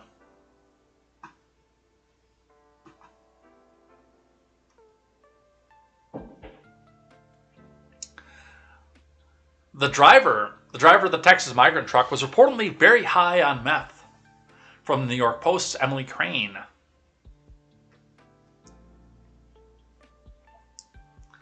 The driver of the sweltering tractor-trailer truck, where at least 51 migrants were found dead on Texas, was allegedly very high on meth when he was nabbed, authorities said. Homero Zamorano, 45, was taken into custody in a nearby field after he allegedly abandoned the 18-wheeler with dozens of migrants stashed in the back in a desolate area in San Antonio on Monday. He was very high on meth when he was arrested nearby and had to be taken to the hospital, a law enforcement official told the San Antonio Express. So, we've got the Grateful Dead song, and we need to adapt that now for this. Because he's not driving that train or high on cocaine.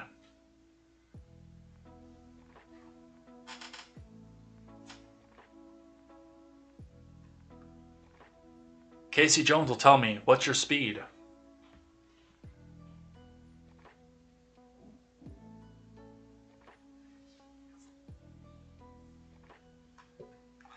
I got a feeling there's a lot more to this story than anything else.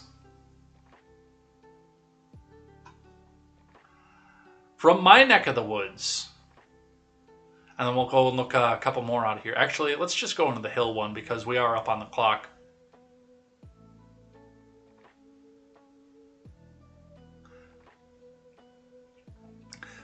Occasional Cortex backs Fetterman, Barnes, and Ryan for Senate. Why? Why does her word carry any weight? She hasn't done anything. From Julia Manchester. Communist Representative Alexandria Ocasio-Chavez endorsed Ohio Rep. Tim Ryan, Pennsylvania Lieutenant Governor John Fetterman, and Wisconsin Lieutenant Governor Mandela Barnes in their respective battleground states' Senate races on Wednesday. Occasional Cortex made the endorsement in an Instagram post, caption under a video clip of her appearance on The Late Show with Stephen Colbert, which we will not play, by the way, because I completely forgot that Colbert is a nationalistic socialist when it comes to using video clips, and I did get popped yesterday for yesterday's video. I forgot how draconian they are with Colbert clips. And if you watch the replay from yesterday, you'll find that that clip is missing because I edited it out.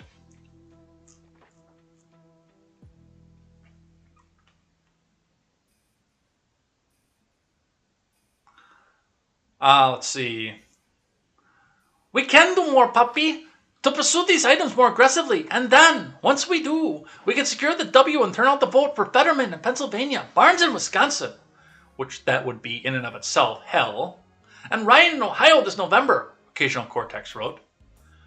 She then went on to list expanding the Supreme Court, ending the filibuster, repealing the Hyde Amendment, and codifying Roe, same-sex marriage, right to contraception, and interracial marriage.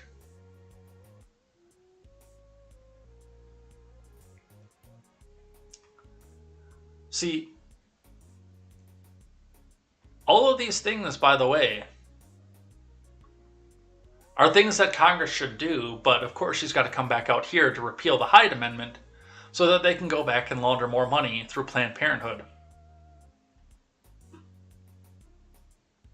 See, if it was just for these, I would say, okay, well, let's just keep the status quo, but then I come back and look at this and say, oh no, this is money laundering.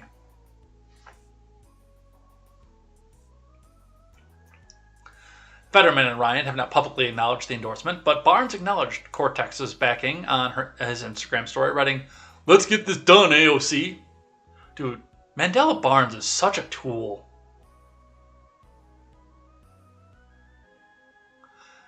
Pennsylvania, Wisconsin, and Ohio are expected to be three of the most competitive Senate races this midterm cycle. Well, see, the thing is if Ron Johnson would have just stepped out of the way, I'm going to tell you right now, Mandela Barnes would have been crushed. And he's not even the nominee yet, by the way, either. But if Ron had just stepped out of the way, like he promised to do in 2016, Rebecca Clayfish would have crushed Mandela Barnes. Immediately.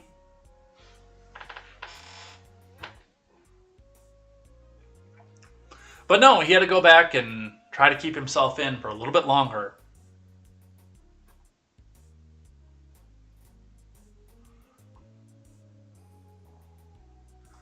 Oh, let's see. See, I keep saying we got to skip around because we're up on the clock, and then I just keep going down the road because we've got such good ones. Quick update here. Judges ordered a new trial for defendants in Governor Whitmer kidnapping case. This is the hung jury, which means they will be held to answer in life and limb twice for the same crime. But it's not double jeopardy because it was a hung jury. From Michael Martin. A judge ordered two of the men charged in the alleged plot to kidnap and kill Gretchen Whitmer to stand for retrial. The two men were back in federal court Thursday afternoon asking that their charges be dismissed. Back on April 8th, after 5 days of deliberations, Daniel Harris and Brandon Caserta were found not guilty on all charges leveled against them. A mistrial was declared in cases against Adam Fox and Barry Croft after the jury was unable to come to a decision on their charges.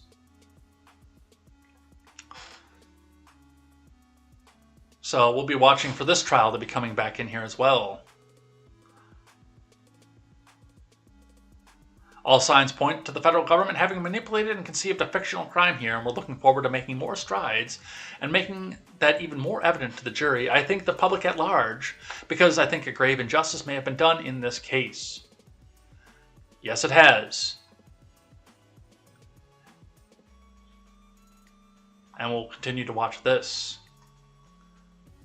Now, for those of you in the Northeast, I'm going to need to know where all of you were yesterday. Well, Wednesday, actually, at this point. Cranston Duncan celebration sparks controversy when Facebook post invites only whites. A local Duncan giveaway sparked controversy on Wednesday. A Facebook post for free coffee invited only one type of customer, white. The Dunkin' Donuts at 189 Sakanasset location celebrated 30 years at that location. This is the best Dunkin' Donuts location ever, said Arletta Ferreira, a Dunkin' regular. I'm going to push back on that and say that the one in Westwood in Massachusetts is the best one.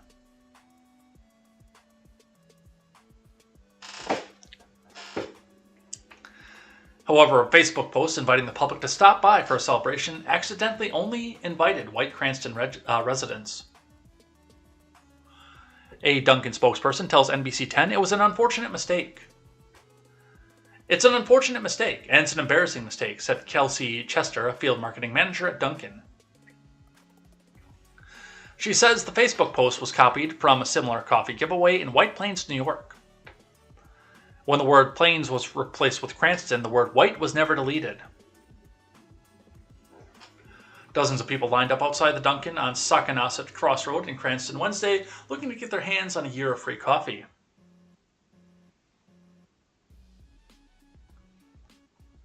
Dunkin', as a company, obviously is very excited for opening for the people of Cranston, all the people of Cranston, said Chester.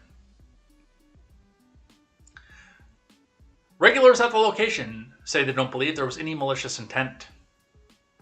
It's too racially diverse there, and it's just not how things roll, said Shelley Ramsey, a Dunkin' regular.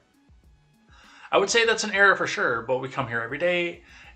It was here that posted that. It would definitely be an error, said Pereira. And there it is, by the way. They don't have the picture in the article. Oh, it looks like they do up here, but yeah. Open to white Cranston, Rhode Island residents.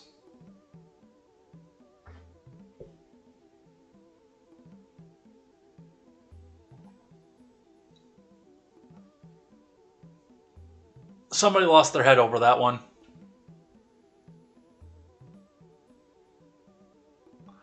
I guarantee you somebody got sacked over that one. It's like the beginning of Monty Python and the Holy Grail. Those responsible have been sacked. The continuing audio issues are continuing on, and those responsible for sacking those who were sacked have now been sacked.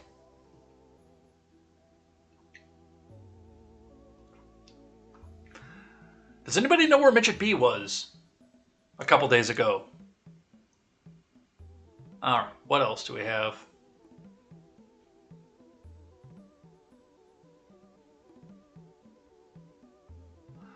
Let's do this one, because this one is wacky, and then we'll do the live chat and head out of here for the day. So I can get down on the road. So, because we always have fun with Libs of TikTok, here's another crazy lady for you guys to go check out. This person identifies as a bird and uses am ear pronouns because birds don't inherently have a gender. Oh, you poor, poor woman.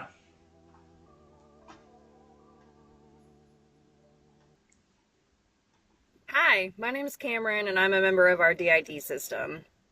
So Avery and I are both birds. I am a cardinal and Avery is a blue jay.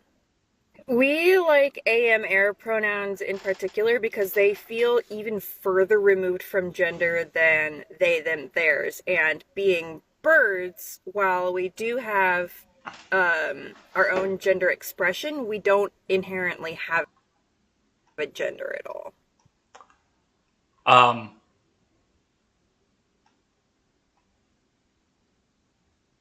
What?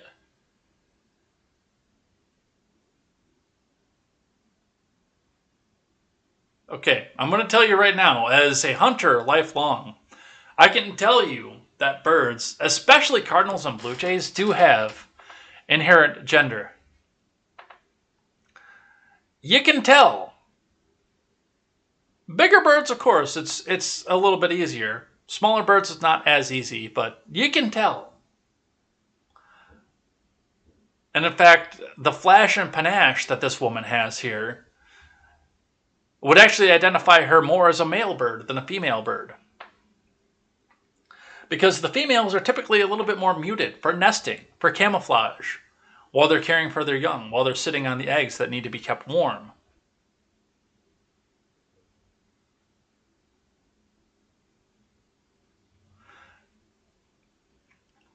Well, the males are flashier for dominance battles, for mating purposes.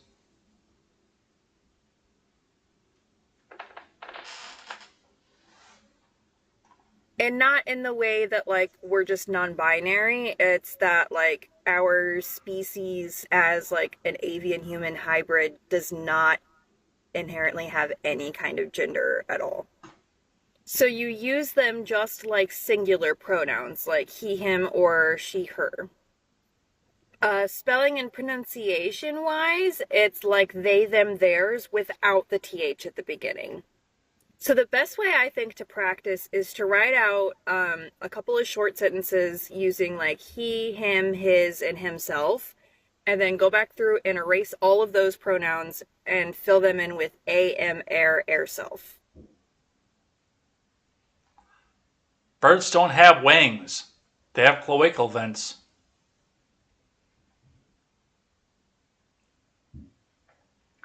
There you go. Birds don't inherently have a gender, except for the fact that they inherently have a gender. And you, my dear, are a moron.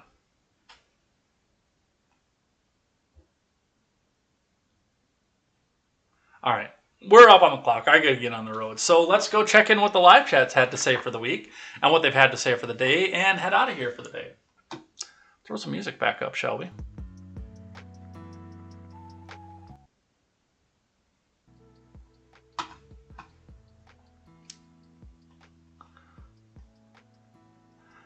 All right, let's come back up to the top. See where we're at right now. At the start of the show, we got the spiral globes. If you're on the Twitch side, by the way, throw those globes up. We'll go back and figure this out. KTZed says, Dead illegals. Yay? Totally kidding. Sully Blue is here. Randy Crush Saga is here. Sully's with the sticker party. KTZed's trying to get me on the road. That's enough contemporary for today. Time to hit the road. And yes, KTZed says, everyone buy Ed a gallon of gas for his road trip. Yeah, hit that buy me a coffee link. It's still listed as Red Ned Show, but hit that link. Every gallon helps.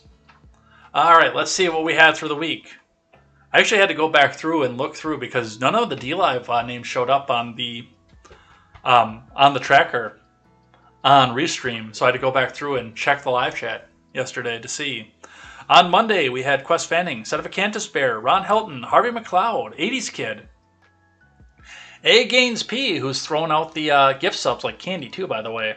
By the way, for those of you who haven't been here at the top of the show, who don't know already, but I am looking right now at getting some emotes there because Gaines is throwing the subs around like candy. KTZed subs usually, Aimless Gamer subs typically. So I want to make sure you guys have something to show that you paid something. Like if you're going to pay me, and thank you, by the way, for the fact that you've paid me money. But I want to make sure you're getting something back out of it. So I'm going to figure out how to set up the audible alerts. Do something really close, like maybe if you sub or follow or something, get a Veronica from New Vegas screaming "For the Brotherhood!" something like that. Something really short and quick. So, and I do want to have a regular alert out there, but I want to make sure it doesn't interrupt the flow that much. I say this frustrating because I've seen some streams out there where people have a longer alert out there. There's, I know she's a little bit crazy, but I kind of like the community anyway. There's a girl, her name is NixPip on Twitch. And if you host her channel, she gets an audible alert that says, "Can I get a hell yeah?" And it goes on for like 20 or 30 seconds. We're not going to do anything like that.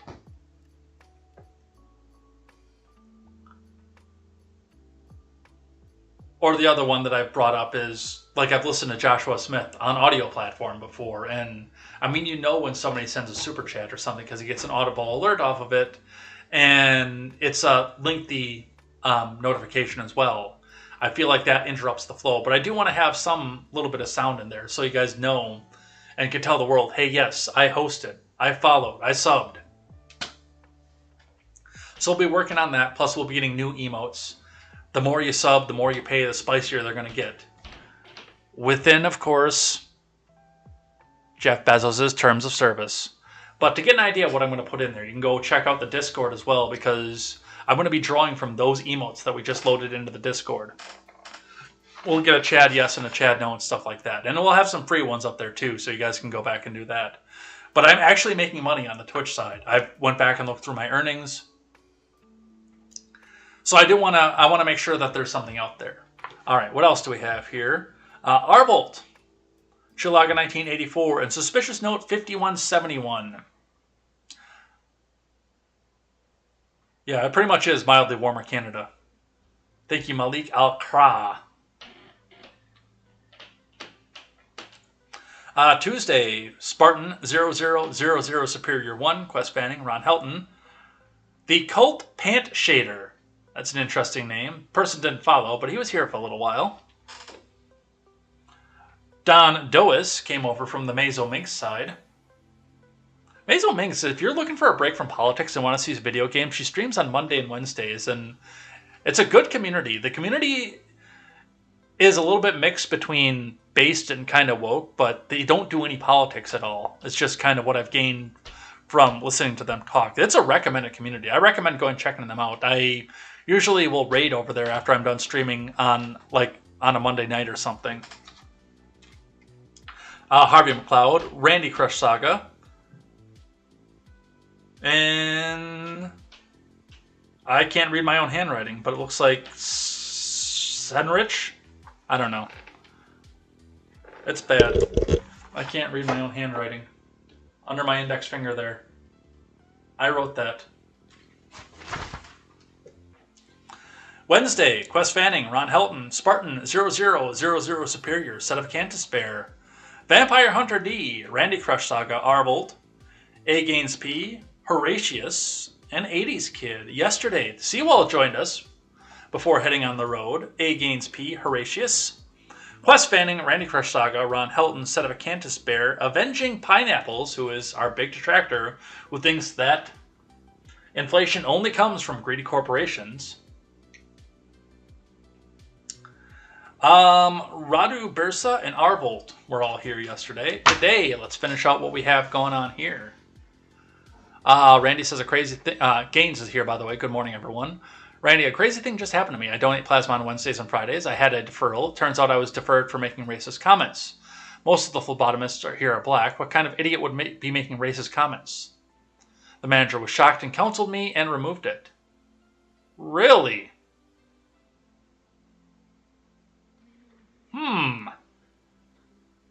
KTZed, everyone buy a gallon of gas for his road trip. Buy me a coffee. Links are there. KTZed says, Randy's my favorite racist Latino. Ron Helton with the good mornings. Like an episode of The Waltons.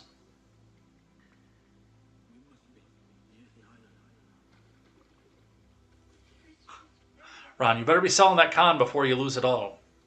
Oh no, I might be out $20.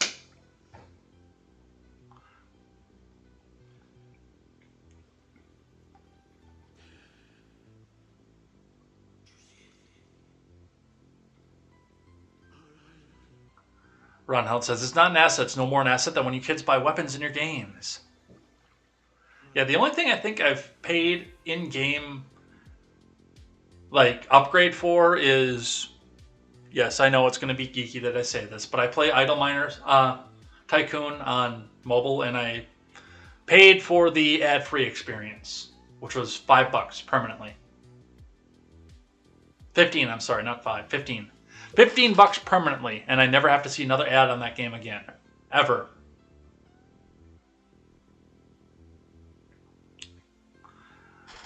I'll buy content, for StarCraft 2. Well, I don't anymore because Blizzard sucks, but I would buy the characters for co-op because that's actually opening up a new game, or buy the DLC for the game. But just for a skin, for a weapon, or for something that makes you look cool, no, I don't spend money on that. Gameplay, possibly. Look cool, not going to happen. Let's see, Randy says, I was going to buy my house in the divorce for way too much money, and woke the heck up last night while at work. Now I might have screwed over my wife's purchase that is contingent on our selling. Ooh.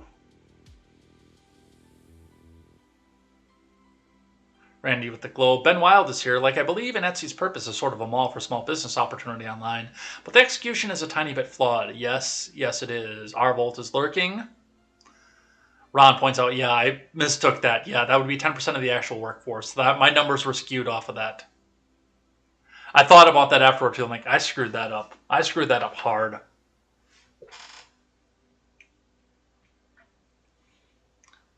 Ron says, we don't have any say now. Hey, Schumer, Russia, Russia, Russia, you illegitimate piece of garbage. Wow, Ron, why don't you tell us how you really feel? Don't hold back. Ron says, we need more nuclear power plants and better battery technology, especially batteries that don't pollute or explode and burn. Sick of these climate alarmists. They are poison. Vanuatu says, remember all those riots when conservatives protested the ACA? Ron says, we should have rioted. The ACA is not constitutional. The government has no right to make us buy anything. Same thing with vehicle insurance. As soon as it was made mandatory, the price of vehicle insurance went up.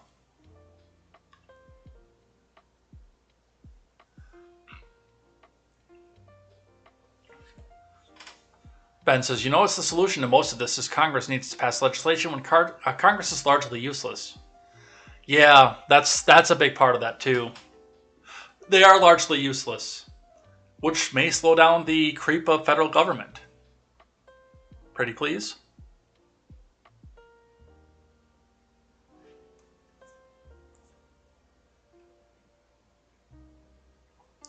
Ron says the federal government is completely useless. It should be disbanded. The states can elect a commander-in-chief to provide for the common defense.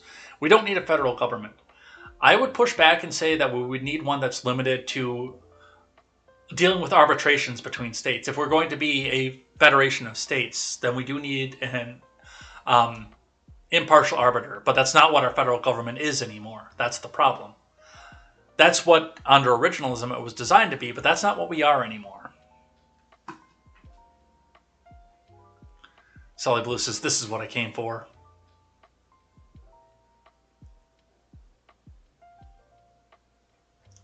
Apparently Sully looks like a crazy person driving around and laughing. Puppy!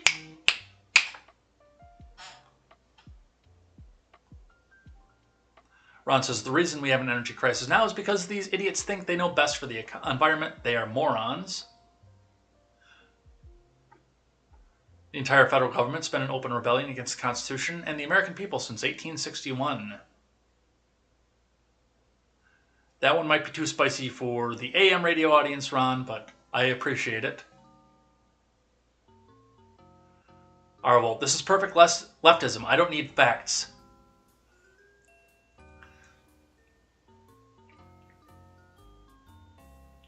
Ron Helton says, what a tyrannical piece of human garbage. New York needs to wake the hell up. Just put a fence around the place and turn it into a giant welfare compound.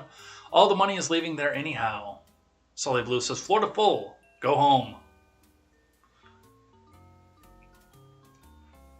Ron points out, Smithtown is an independent library run by the town of Smithtown. These people there voted to separate from the library system in 2001. So yeah, Hochul has no say in what goes there. So you can launch all the investigations you want. Quest Fanning, Thurgood Marshall, yeah, the first black Supreme Court justice.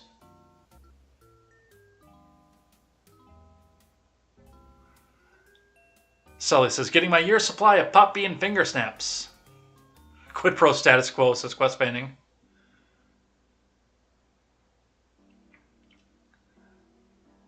Sully says, I don't know, man. Dunkin's espresso machine's starting to be like McDonald's ice cream machine around me.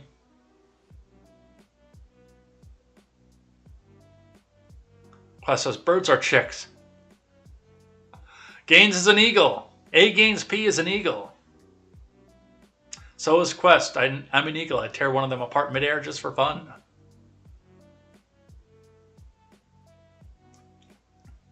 Sully says, did we just get an on-air confession that Ed looks at bird weighing and posting? Well, birds don't actually have wings, so... I was away for a moment. Glad I could get back to hear about bird self here. Quest says, can't I just hold my breath to become more stupid instead of this? Bird person IRL. Malik Al-Kra, are you Canadian? I am not. I live in southern Wisconsin.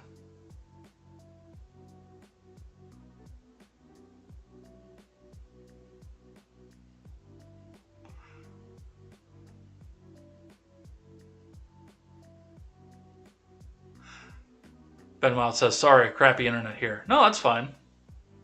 We enjoy you when you're here.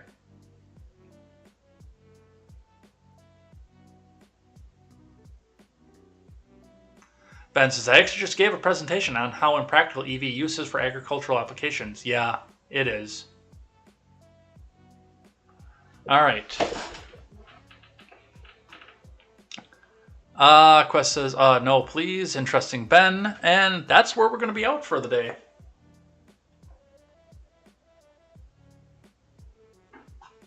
Where's our outro music? Oh, yeah. If I was Canadian, we wouldn't be doing this right now because, yeah, I'd be in prison for free speech laws. All right. We're done. We're out. We're gone. I gotta go throw some stuff in the truck and throw some pants on because I'm just wearing the shorts I wore to bed last night. But other than that, we're gonna head out of here for the day, and I'm gonna go and hit the road. There will be somebody sitting here on Monday. Might be me, might not be me. Even for the 4th, we don't miss holidays around here, so come back and join for probably a lighter episode, a little bit more maybe culture, a little bit less of the news. So come back and join us. We'll have some time. Take an hour. Talk to the people, figure out what's going on here. Other than that, we'll be back here on Tuesday probably for more hardcore news and picking up some of the stuff that we left off with over here. So come back for that as well. No matter which way. And looks like we have coffee purchase, safe travels. Thanks. So thank you for that. And thank you for all the gift subs too, by the way. That is awesome. That's awesome. And we'll make sure that you guys start getting rewards for that as well. Otherwise, we'll be back here for next time. And we'll probably see some stuff pop up over the weekend as well. Until then, I am Jay Edgar, and this is Contemporary. Take care.